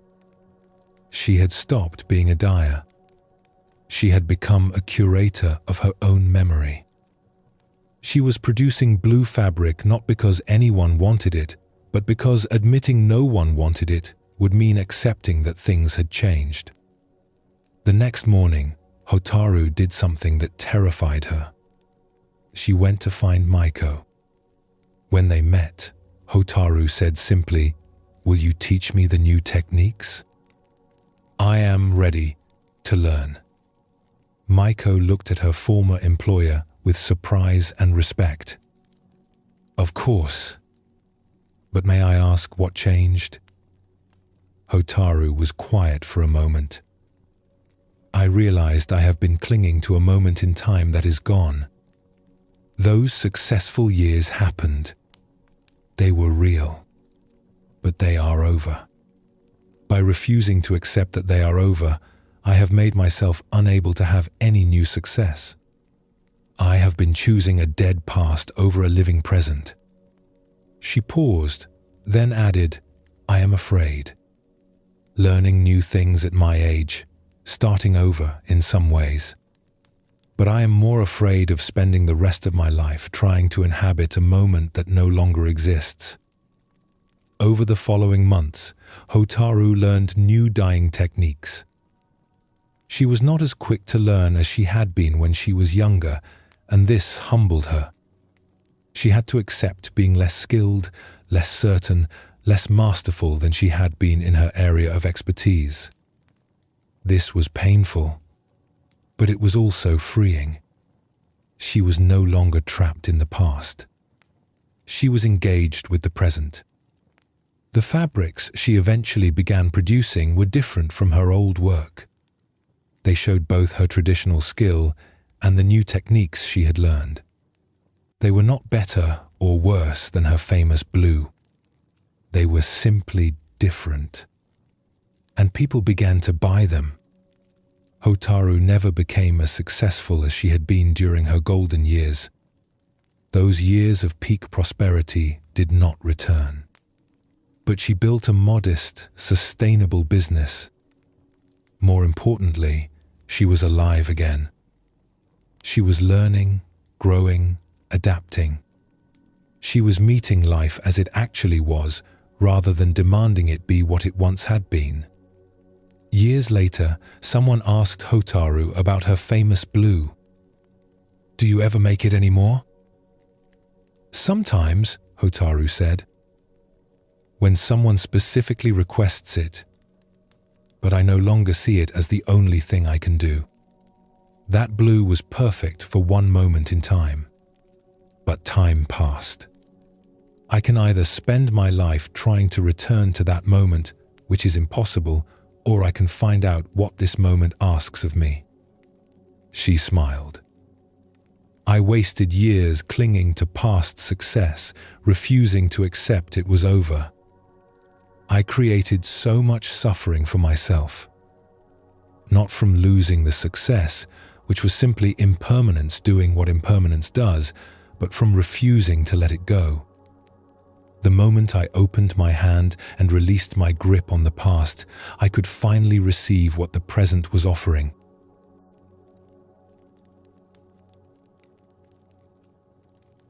Both Etsuko and Hotaru show us the same teaching from different angles. Etsuko clung to a person who was gone. Hotaru clung to a moment that had passed. Both created years of suffering by refusing to accept change, by trying to keep things frozen when everything in life is flowing. This is perhaps the most challenging aspect of the impermanence teaching. Not just to understand that things change, but to release our resistance to that change. to stop fighting against the nature of reality, to open the hands that want to grasp and hold and keep everything exactly as it is or was. The Buddha taught that this grasping, this clinging, this resistance to change is at the root of our suffering. We grasp at pleasure, trying to make it last. We grasp at youth, fighting against aging. We grasp at success, refusing to accept when it fades. We grasp at people, demanding they stay exactly as they are. We grasp at our own self-image, resisting any evolution or change. And all this grasping creates tension, creates pain, creates suffering that goes beyond the natural sadness of loss. There is a difference between loving something and grasping at it. When we love with open hands, we appreciate fully what is here while it is here. We engage deeply with people, experiences, moments, but we do not demand that they stay forever. We do not resist when they naturally change or end. We feel grief when they go, but we do not add the extra suffering of believing they should not have gone. When we grasp, when we cling, when we resist change, we cannot be fully present. We are too busy trying to make things stay the same. We are too busy fighting against what is happening. We are too busy mourning what is passing to appreciate what is still here. The teaching of impermanence is not just that things change. It is that our resistance to change causes unnecessary suffering. When we can accept change as the nature of existence, when we can release our grip on what is passing, when we can let go with some measure of grace, we still experience loss, but we do not multiply that loss through resistance. This is one of the deepest practices in Buddhism. Learning to hold things lightly. Learning to love without grasping. Learning to appreciate without demanding permanence. Learning to let go when it is time to let go. Not because we do not care, but because we understand the nature of reality and we choose to flow with it rather than against it.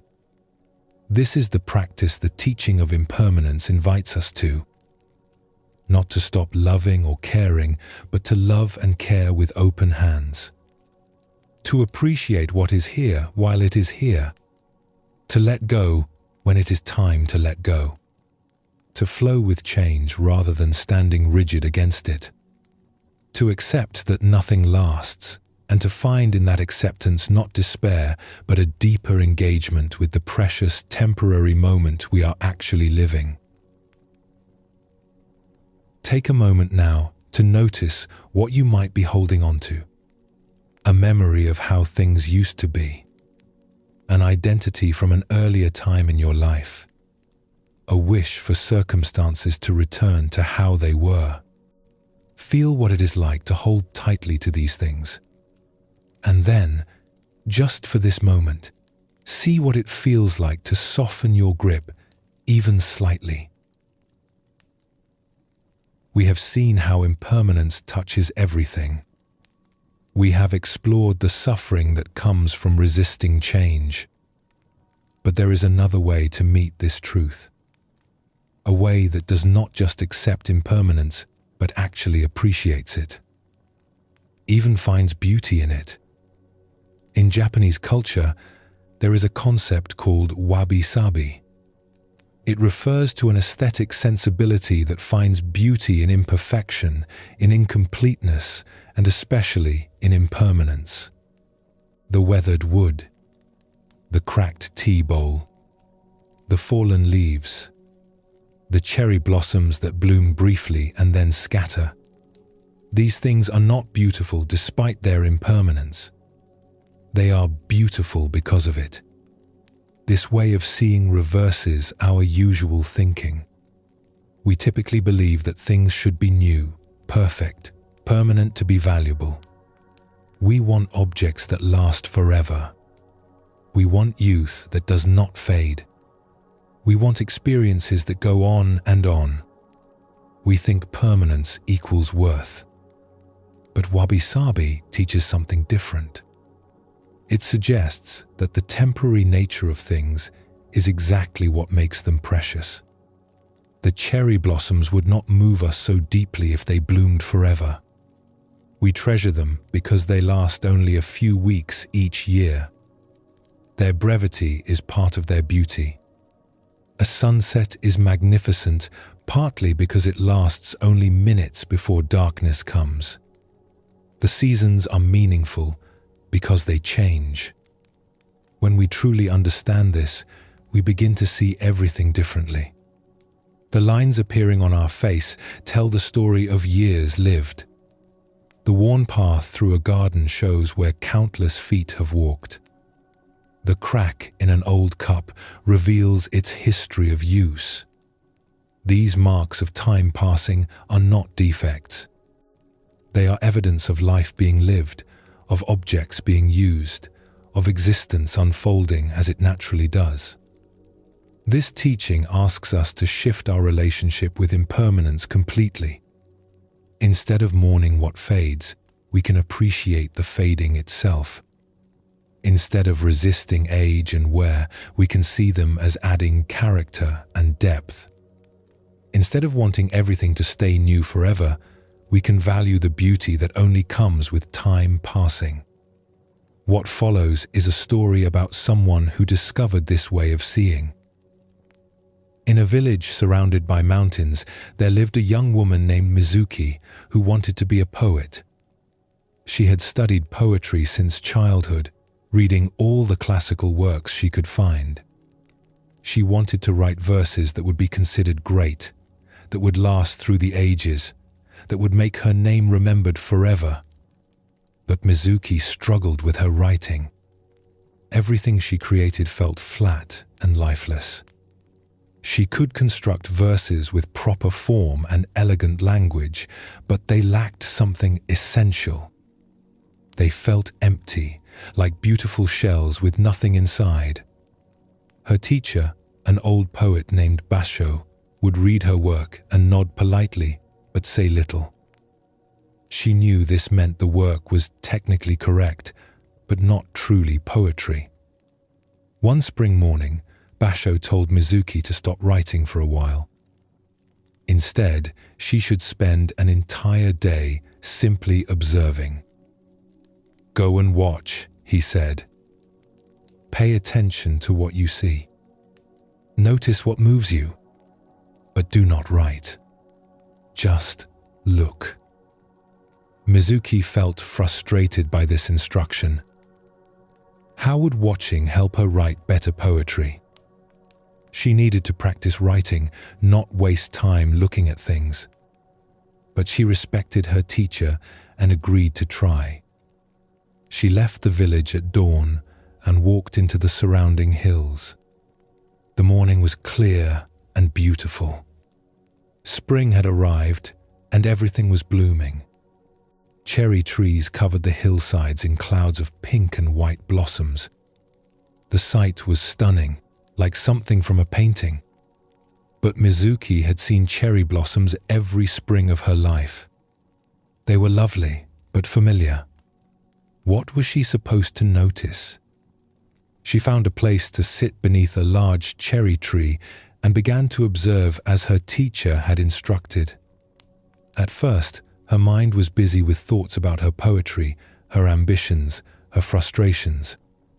But gradually, as she sat in silence, her attention settled on what was actually before her.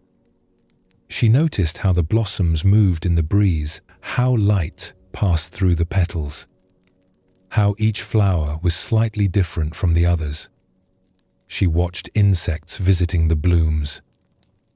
She listened to birds calling from the branches. She noticed the texture of the bark, rough and dark beneath the delicate flowers. As the morning wore on, something began to happen that surprised her. The wind picked up slightly, and blossoms started to fall. One petal, then another, then a small shower of petals drifting down like snow. They fell on her hair, her shoulders, the the ground around her. The tree was releasing its flowers. Mizuki had seen cherry blossoms fall before, of course, but she had never really watched it, never sat still and paid full attention to this particular moment of letting go. She noticed how each petal fell in its own way. Some spiraled down, some drifted, some fell straight and quick. They landed on the grass, on stones, in a small stream nearby where they floated away. As she watched, something shifted in her chest. A feeling rose up that she could not quite name. It was not exactly sadness, though there was sadness in it. It was not exactly joy, though there was joy too. It was a kind of poignant recognition. These flowers were so beautiful precisely because they were falling. Their perfection lasted only moments. They bloomed for a brief time and then let go. This releasing was not failure. It was completion. It was the natural arc of their existence. She thought about all the poems she had read about cherry blossoms. The classical poets had written about them constantly, returning to them again and again. She had always assumed they wrote about cherry blossoms because the flowers were pretty. But sitting here, watching the petals fall, she understood something deeper. The poets were not just celebrating beauty. They were recognizing impermanence. The cherry blossoms showed the truth of all existence in a form so beautiful it was almost unbearable. Mizuki sat under the tree for hours, watching the slow rain of petals. By afternoon, the ground was covered in a soft carpet of pink and white.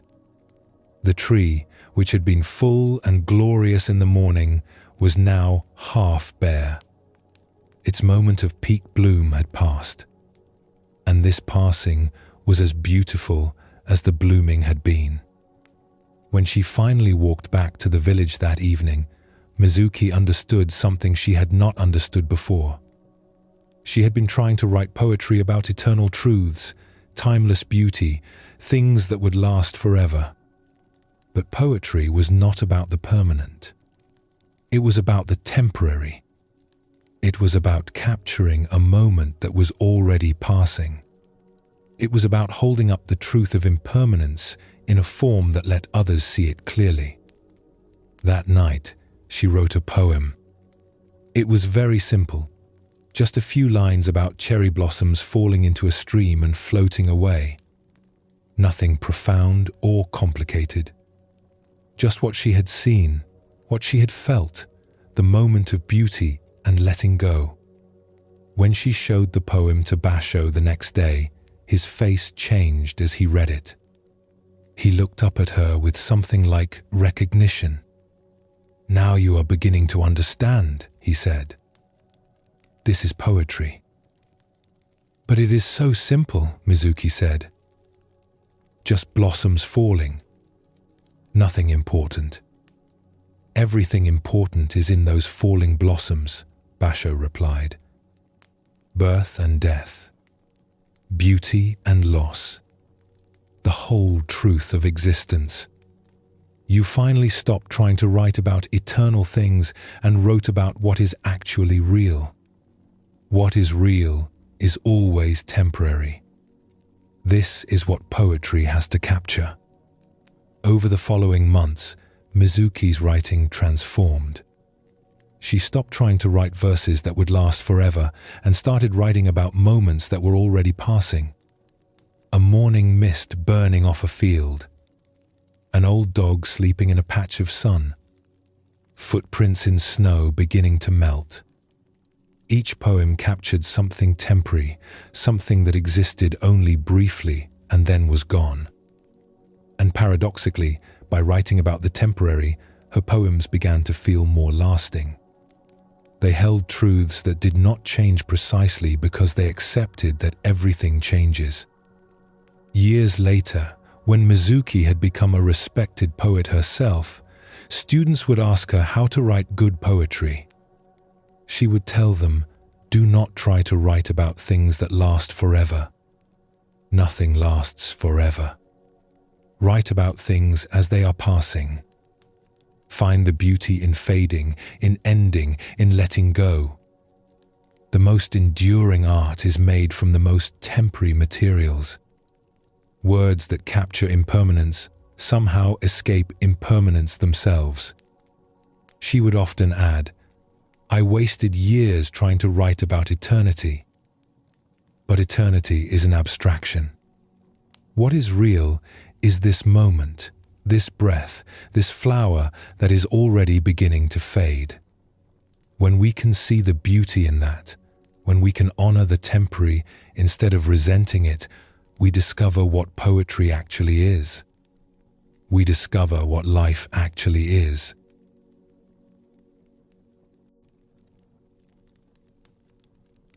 Mizuki discovered what the aesthetic tradition of wabi-sabi teaches. That impermanence is not a flaw to be overlooked, but a source of beauty to be appreciated. The cherry blossoms are treasured throughout Japanese culture, not despite their brief bloom, but because of it. Their transience is inseparable from their beauty. This way of seeing applies to everything. A face marked by time tells a story that a young face cannot tell. An old building weathered by decades carries a character that a new building lacks. A well-used tool shaped by years of hands has a presence that a factory-fresh object does not possess. The marks of impermanence are marks of authenticity, of life lived, of time passing honestly. When we can see this way, aging becomes interesting rather than tragic. We notice the silver in hair, the lines around eyes, the weathering of skin as signatures of experience. We see objects not as things that should stay pristine, but as participants in time, gathering stories, developing patina, becoming more themselves through use and age. The teaching goes even deeper. Things are precious because they do not last. If cherry blossoms bloomed forever, we would stop noticing them. If youth lasted eternally, we would not treasure it. If moments went on indefinitely, we would not be present for them. Impermanence creates urgency, creates attention, creates appreciation. We treasure what we know will pass. Think about your own experience. Which moments stand out most vividly in your memory? Often they are moments when you were aware, consciously or unconsciously, that something was ending or changing. The last day of a trip, a child's graduation, a final conversation with someone before a parting. These moments are vivid precisely because we knew they were temporary. The impermanence made us pay attention.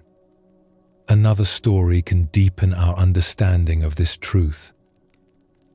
In a workshop on the edge of a forest, there lived an old craftsman named Takeshi who made furniture from wood. He had been working with wood for over 60 years, and his pieces were sought after throughout the region. But Takeshi's furniture was unusual. Unlike other craftsmen who tried to make pieces that looked perfect and new, Takeshi created furniture that was designed to show its age. He used techniques that allowed the wood to move and shift over time. He left surfaces unfinished so they would develop color and texture through use and exposure. He designed joints that would show slight gaps as the wood aged. His pieces did not fight against time. They welcomed it. When people first purchased Takeshi's furniture, some were disappointed. It did not look as pristine as the furniture from other makers. It already showed the marks of being handmade, slightly imperfect, openly showing its construction. Why would they pay good money for something that was not perfectly polished and uniform? But Takeshi would tell them, "You are not buying furniture that looks good on the day you bring it home. You are buying furniture that will become more beautiful as you live with it. Give it 10 years, 20 years, 30 years. Then you will see what I am making." And he was right. After years of use, Takeshi's furniture transformed. The wood darkened and developed a rich patina that no finish could replicate. The slight gaps he had left room for became part of the character as the wood expanded and contracted with seasons. The surface texture that came from hands touching the wood day after day, from objects being placed and removed, from life being lived around these pieces, created a depth of beauty that new furniture could never possess. People would sometimes bring other furniture to show Takeshi, expensive pieces from famous makers, perfectly constructed and finished. "Look how perfect this is," they would say. "Every joint is invisible. Every surface is flawless." Takeshi would nod appreciatively. "That is excellent craftsmanship," he would agree. "But I wonder what it will look like in 20 years. Will age add to its beauty or diminish it? Has the maker designed it to welcome time or to resist time?" He would run his hand over his own work, pieces he had made decades earlier. "This table has been used every day for 30 years. You can see the wear near the edges where hands have gripped it. You can see the fading where sun has touched it. You can see the marks of life lived around it. These marks make it more beautiful, not less. This is what I am trying to create. Furniture that participates in time rather than fighting against it." A young carpenter named Hiro came to study with Takeshi. At first, Hiro struggled to understand what his teacher was doing. He had learned that good woodworking meant perfect joints, smooth finishes, pristine surfaces. But Takeshi seemed almost careless, leaving things unfinished, allowing imperfections. "Why do you not sand this more smoothly?" Hiro would ask. Or, "Should we not fill this gap?" Takeshi would smile patiently. "I am not making furniture for the moment it leaves my workshop. I am making furniture for years from now. That gap will close and open with the seasons. That rough texture will be smoothed by 1,000 hands. I am leaving room for time to finish what I start." One day, an elderly woman came to the workshop with a chair Takeshi had made for her parents 50 years earlier. The chair had been used daily by her family. It was worn, weathered, marked by decades of life. But it was also beautiful in a way that took Hiro's breath away. The wood glowed with a depth of color he had never seen. The surface had a texture that seemed almost alive.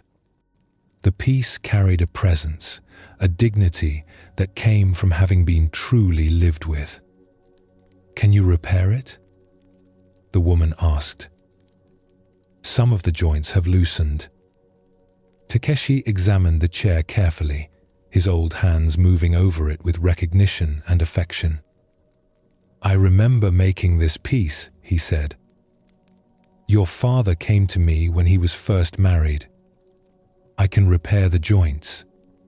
But I want you to see something first." He pointed out details to Hiro.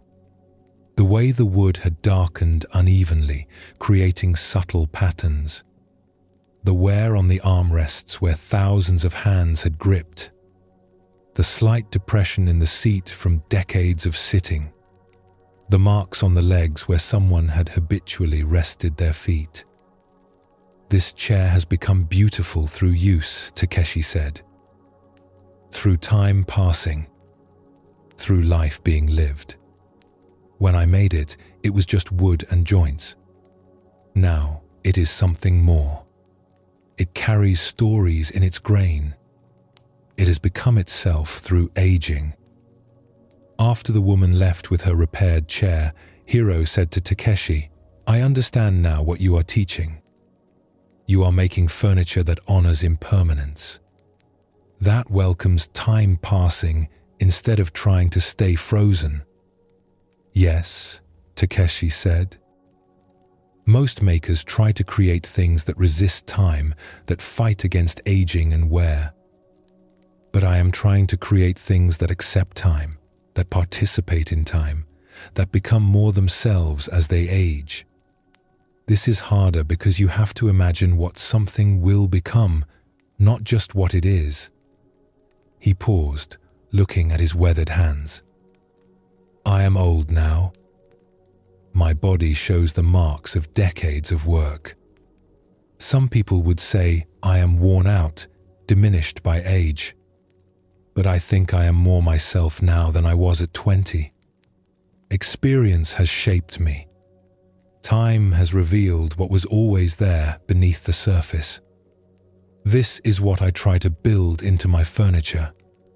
The capacity to be shaped by time in ways that add rather than subtract. Hiro worked with Takeshi for many years, learning not just techniques, but a whole philosophy of making. When he eventually opened his own workshop, he created furniture in the same spirit. Pieces designed to welcome time, to show their age honestly, to become more beautiful through use and wear. People would sometimes ask Hiro why his furniture did not look as perfect as other makers' work. He would say, I am not making furniture to look at. I am making furniture to live with. Give it time. Let it be used. Let it age. Then judge if it is beautiful. And those who kept his pieces found that Takeshi's teaching was true. The furniture became more beautiful with time. It developed character that new things cannot have. It participated in the lives of the families who used it, gathering stories, marking time, showing honestly the passage of years. And this honesty, this acceptance of impermanence, was its deepest beauty.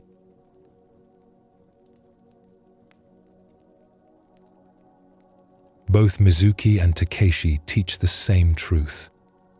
Beauty is not found in resisting impermanence, but in accepting it.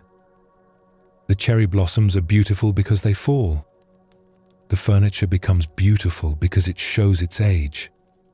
Poetry captures moments precisely because those moments are passing. When we try to make things eternal, we miss their actual beauty, which lives in their temporariness. This shift in seeing changes everything. We stop trying to make ourselves look ageless and start appreciating the face we have earned through living. We stop trying to keep everything pristine and start valuing the marks of use. We stop mourning endings and start recognizing them as completions. We stop resisting change and start seeing change as the process through which beauty emerges. Think of the things you treasure most. Often they are not the newest or most perfect things. They are things that carry history. The book, worn from many readings. The path smoothed by countless footsteps. The photograph faded by time. The quilt patched and mended. These things are precious, not despite their imperfection, but because of it. They show time passing.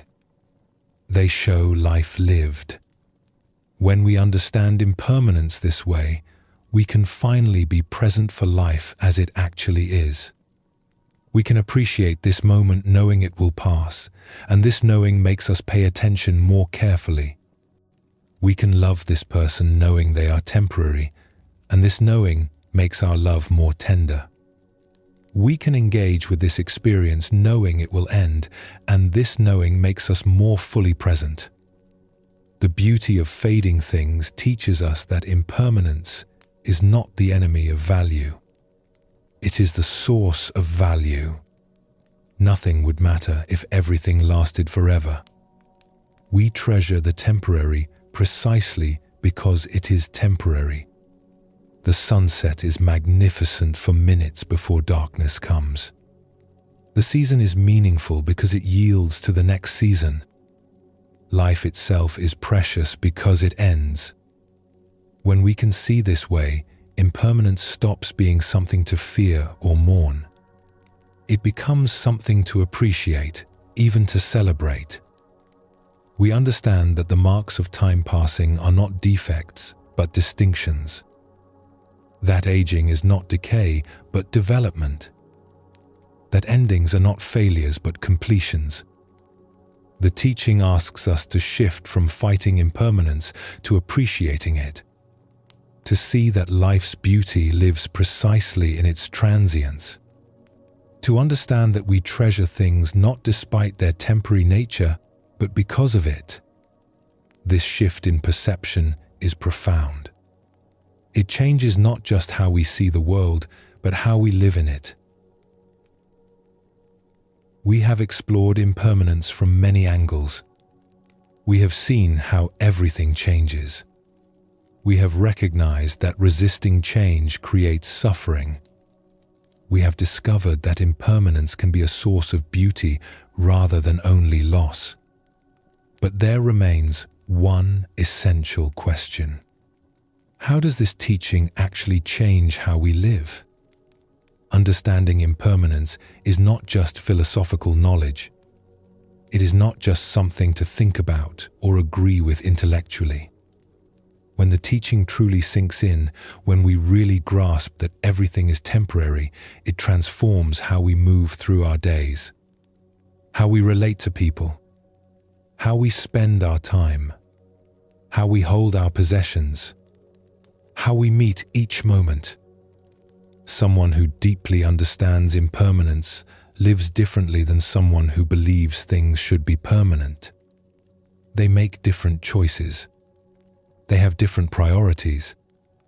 They carry themselves with a different quality, not heavy with grasping and fear, but lighter, more present, more free. This lightness does not come from not caring. It comes from caring deeply while also accepting the temporary nature of everything we care about. It is the freedom that comes from releasing the impossible task of making impermanent things permanent. The peace that comes from flowing with change rather than fighting against it. When we truly understand that nothing lasts, we stop wasting time on things that do not matter. We stop holding grudges because we know life is too short for sustained resentment. We forgive more easily because we recognize that everyone is changing, including the person who hurt us and ourselves. We express love more openly because we know the people we love will not be here forever. We appreciate ordinary moments more because we recognize they are not repeating. This conversation will never happen again exactly like this. This meal shared with these people on this day is unique. This sunrise is the only sunrise of this particular morning. When we see clearly that each moment is unrepeatable, we pay attention more carefully. We are more present, more engaged, more alive. The teaching of impermanence, fully understood and embodied, does not lead to sadness or detachment. It leads to deeper engagement, to fuller presence, to more tender care for what is here while it is here. Someone who understands impermanence loves more freely, lives more fully, and suffers less from the inevitable changes that life brings. What follows is a story about someone who embodied this understanding. On the roads between villages and towns, there lived a monk named Rio who spent most of his time traveling. He had no fixed home, no monastery to return to. He would walk from place to place, sometimes staying in temples for a few nights, sometimes sleeping under trees, sometimes invited into homes by people who offered hospitality to wandering monks. Rio owned almost nothing. A robe, a bowl for receiving food, a few small items of necessity. Everything he possessed could be carried easily. When people remarked on how little he had, he would smile and say, "I have everything I need." More than that would just be burden. In one village where Rio stopped for a few days, he met a merchant named Goemon who owned a large house filled with valuable possessions. Goemon was curious about this monk who seemed content with nothing. He invited Rio to have tea and asked him directly, "Does it not trouble you to have so little? Do you not want a home? Security? Things to call your own?" Rio thought about this question carefully before answering. "I have a home," he said. "Wherever I am is my home. I have security. I trust that each day will bring what I need. And I have things of my own. This robe, this bowl. What more should I want?" "But what about your future?" Goemon pressed. "When you are old, who will care for you? What will you live on?" "The future is not here yet," Rio said gently. "I cannot live in it now. When the future arrives, it will be the present, and I will meet it then. Worrying about it now does not make it easier. It only makes this moment heavier." Goemon shook his head. "That is foolish. A wise person prepares, accumulates, builds security so that when difficulties come, they are protected." "Perhaps," Rio said. "But tell me, do you feel secure? With your large house and many possessions, do you feel safe?" Goemon had to admit he did not. He worried constantly about his property, about thieves, about fire, about the value of his goods, about whether he had enough, about losing what he had. His possessions did not bring him peace. They brought him anxiety. "I do not own many things because I understand that I cannot keep anything," Rio explained. "One day I will die. Everything I possess will be left behind. Even this body will be left behind.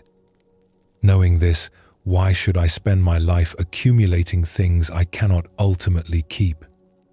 Why should I carry more than necessary on a journey that must end?"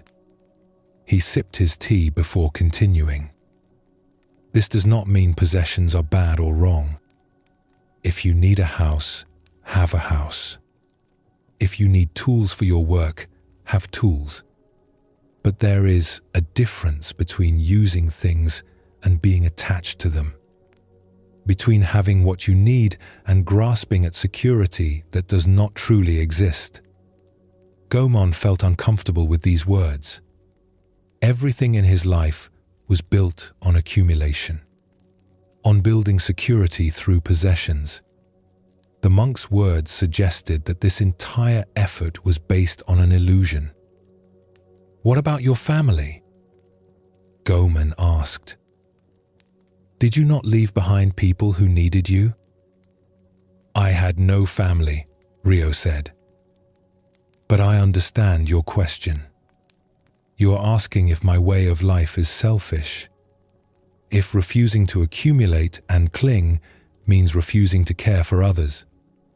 He set down his teacup. "I care for others everywhere I go. I teach when people ask. I help with work when work is needed. I listen when someone needs listening. My relationships do not depend on living in one place or owning many things. I meet people fully while I am with them. I part from them when it is time to part. I do not grasp at keeping them with me forever because I know that is impossible." "That sounds lonely," Goemon said. "Does it?" Rio asked. "I have never felt lonely. I meet people honestly, without pretense, without trying to get something from them. When we part cleanly, without the pain of clinging. I love freely because I am not trying to possess anyone. Over the next few days, Gaemon watched Rio interact with people in the village. He noticed something unexpected. The monk was not cold or detached. He engaged warmly with everyone he met. He listened carefully to a woman's worries. He played with children.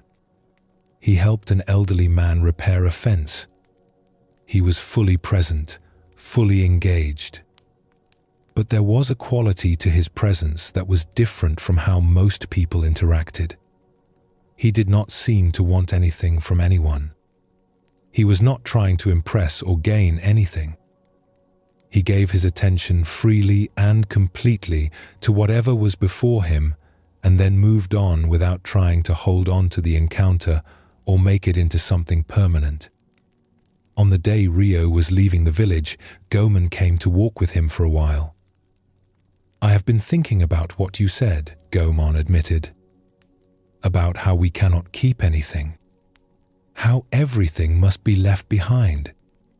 This troubles me. It makes life seem meaningless.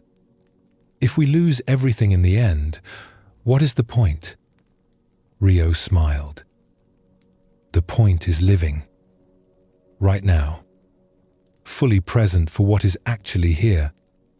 We make life meaningless when we spend it grasping at permanence that does not exist. When we use the present only as a means to secure some imagined future. When we are so busy accumulating and protecting that we forget to actually be alive." He gestured to the road ahead, the morning sunlight, the birds singing. "This moment is real. This walk is real.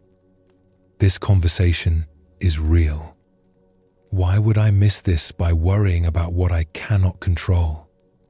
Why would I be half present here because my mind is busy protecting what I own or anxious about losing it?" Goemon walked in silence for a while, thinking about his own life. How much time he spent managing his possessions. How much energy he gave to worrying about security. How little attention he gave to what was actually present in each moment. "I think I understand," he said finally. "You are free because you have nothing to protect. Nothing to lose. You can be completely here because you are not divided between here and your concerns about maintaining what you have." "Yes," Rio said. "But this freedom is not about having nothing. It is about holding everything lightly. You could have your house and possessions and still be free if you understood their temporary nature. The problem is not the things. The problem is believing they are permanent, believing they can give you ultimate security, grasping at them as if they could protect you from life's changes." They reached the edge of the village and stopped. Rio adjusted his robe and prepared to continue his journey. "I do not know if we will meet again," he said to Goemon. "Probably not. But this meeting has been real. This conversation has been genuine. That is enough. I do not need it to last forever for it to have value." Goemon felt a sadness at the parting, but also something else. A kind of clarity. "Thank you," he said. "You have shown me a different way of being. I have shown you nothing you did not already know," Rio replied. "You know things are impermanent. Everyone knows this. I have just chosen to live as if it is true rather than pretending it is not." After Rio disappeared down the road, Goemon walked back to his house. He looked at his possessions with different eyes. They were still useful, still beautiful in some cases, but he saw them now as temporary, as borrowed, as things that would outlast him or not, but either way were not truly his to keep forever. This recognition did not make him value them less. It made him hold them more lightly. And in that lighter holding, he felt something like the freedom he had sensed in the traveling monk.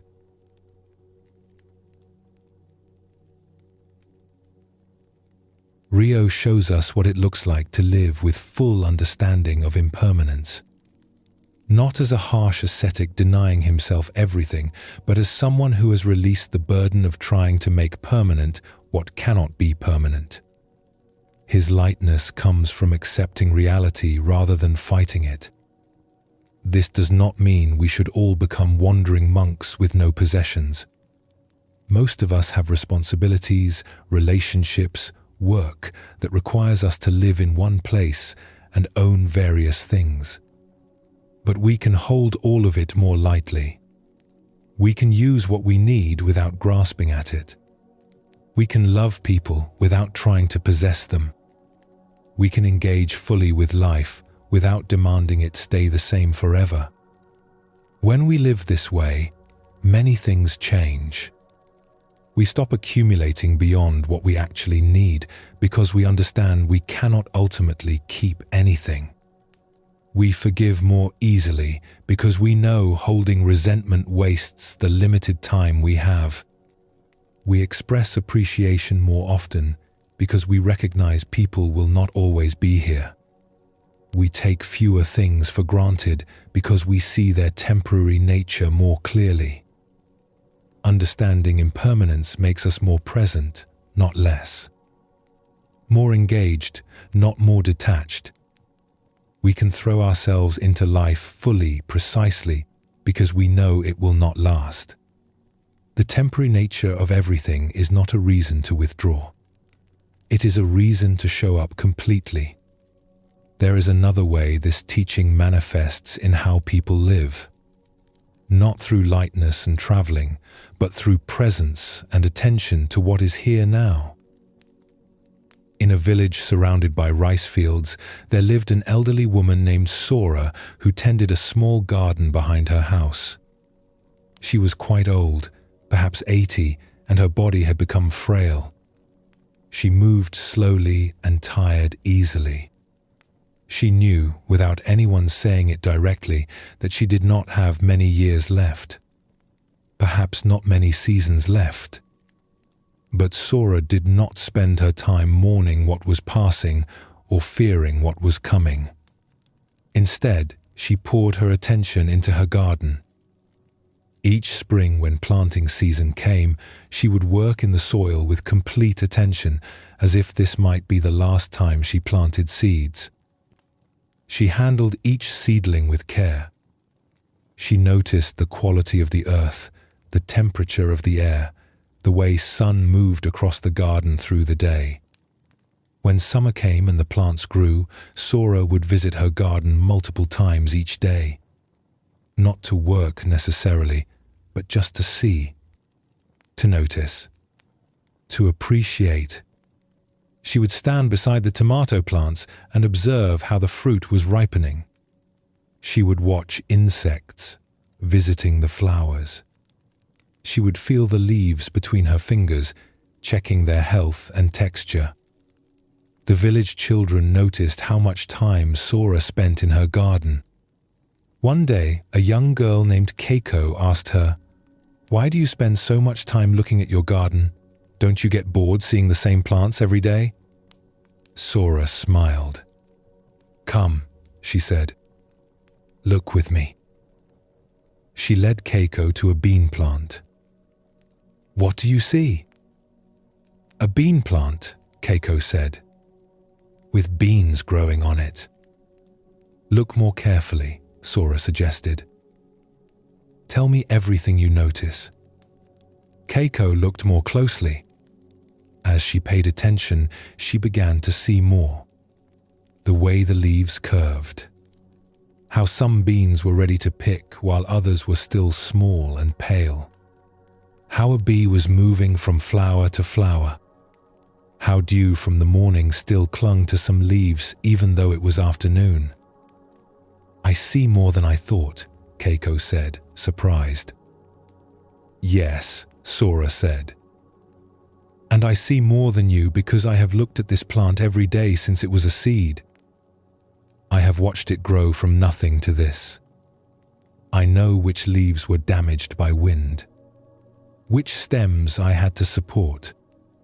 I know this particular plant, not bean plants in general. This one. She touched a leaf gently. And I look carefully because I know I will not be here forever. Maybe I will see this plant make beans this year. Maybe I will not be here next year to see new beans. This knowing makes me look carefully now. Makes me appreciate what is actually here while I can see it. Over the following weeks, Keiko began visiting Sora's garden regularly. Sora would show her things to notice. The way a squash blossom opened in the morning. How rain brought worms to the surface. How the soil changed color when it needed water. She taught Keiko to really see what was before her, not just glance at it and move on. Most people look at things but do not see them, Sora explained. They are too busy thinking about other things. Planning, remembering, worrying. But the actual world is here, now, full of detail and beauty.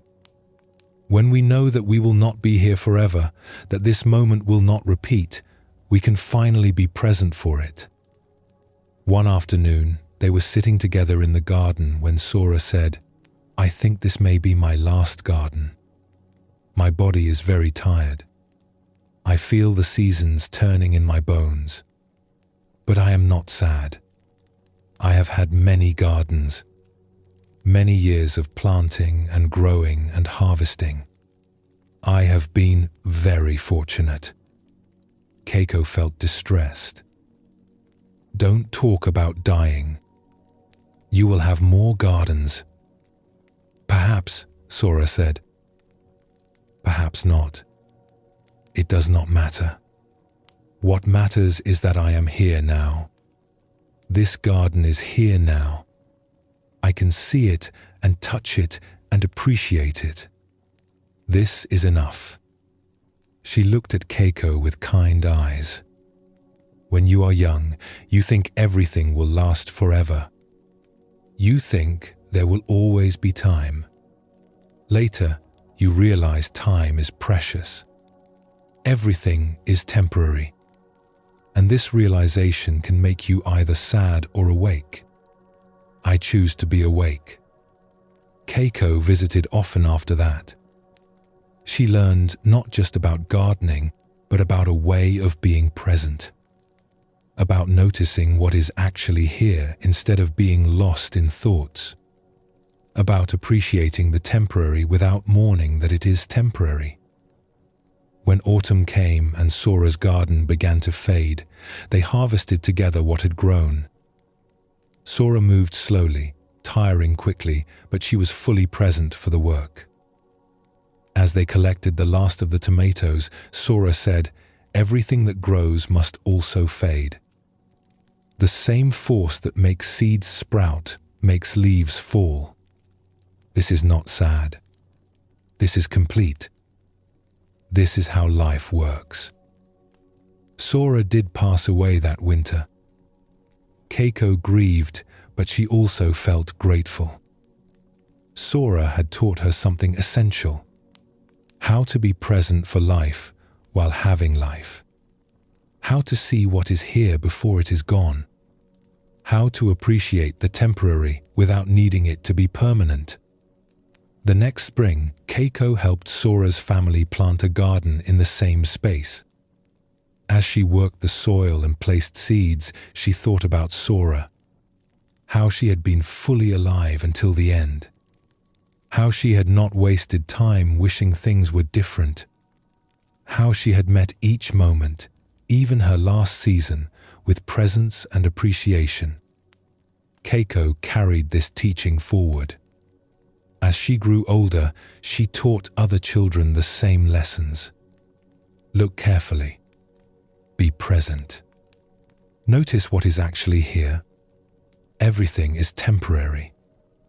this is not a problem. This is what makes everything precious.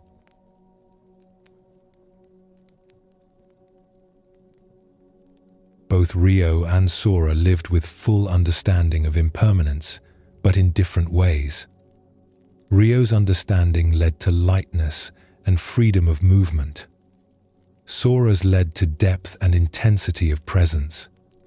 Both were completely engaged with life, precisely because they knew it was temporary. This is what the teaching offers us. Not a reason to disengage or despair, but an invitation to wake up, to be present, to appreciate what is here while it is here, to love fully while knowing love will change or end, to give our attention to what matters instead of wasting it on what does not. When we understand impermanence deeply, we make different choices. We spend time with people we love instead of assuming they will always be available. We express gratitude more because we recognize that what we have could be gone tomorrow. We forgive more quickly because life is too short for sustained bitterness. We take chances we might otherwise postpone because we know there might not be a later. We also become more compassionate. When we see that everyone is temporary, that everyone is changing and aging and eventually dying, we recognize our shared condition. We are all in this together, all facing the same fundamental truth. This recognition softens our judgment and opens our hearts. Everyone is doing their best with the time they have, even when their best looks very imperfect. The teaching of impermanence, fully integrated, makes us both lighter and more present. Lighter because we release the impossible burden of trying to make things permanent. More present because we know each moment matters and will not repeat. We stop living for some imagined future where everything will finally be permanent and secure. We start living now with what is actually here, as it actually is. This does not mean we do not plan or prepare. It means we hold our plans lightly, ready to adjust when life inevitably brings unexpected changes. It means we prepare for the future without living only for the future. We remain anchored in the present while also tending responsibly to practical needs. The teaching transforms not just what we do, but who we are. We become people who can meet change without being destroyed by it. Who can love without grasping? Who can lose without losing ourselves? Who can be present for joy without demanding it last forever? Who can endure pain knowing it too will pass? We discover that impermanence is not the enemy. It is the teacher that shows us how to live, how to appreciate what we have, how to be present for our own lives, how to love fully while holding lightly, how to engage completely with the temporary moment we are actually living. This is the practical wisdom of impermanence. Not philosophical theory, but lived understanding. The kind of understanding that changes how we move through our days, how we meet the people we encounter, how we respond to what life brings. The kind of understanding that frees us to be fully alive while we have the chance. As we come to the end of our exploration tonight, take a moment to simply be where you are. Feel your body resting. Notice your breath moving gently in and out. Everything around you is changing, even in this quiet moment. And this is not a problem. This is simply how things are. Tonight we have journeyed through the teaching of impermanence from many angles. We saw how places transform and people evolve, how bodies age and thoughts arise and pass, how clinging to what is changing creates suffering. how the temporary nature of things can be a source of beauty rather than only loss, and how understanding impermanence deeply can help us live with more presence, more freedom, more appreciation for what is actually here. This teaching is one of the foundations of Zen and Buddhist practice. When we truly see that everything is impermanent, that nothing stays the same, that all things arise and pass away, we begin to hold life more lightly. We stop demanding that reality be different than it is. We flow with change rather than fighting against it. We appreciate what is here while it is here, knowing it will not last forever. You do not need to remember everything you heard tonight. The seeds have been planted. They will continue working in you in their own time. You may find yourself tomorrow noticing the impermanent nature of something you usually take for granted, or feeling less resistance to a change you are facing, or appreciating a moment more deeply because you recognize it is temporary. In our next episode, we will explore non-attachment, the practice of holding things lightly, of loving without grasping, of engaging fully with life while releasing our tight grip on how we think things should be. For now, let yourself rest completely. Let the day release its hold. Let your thoughts settle like leaves falling to the ground. Everything changes. Everything passes. And in this moment, you can simply be. Sleep well, and thank you for joining us here at Sleepy Monk.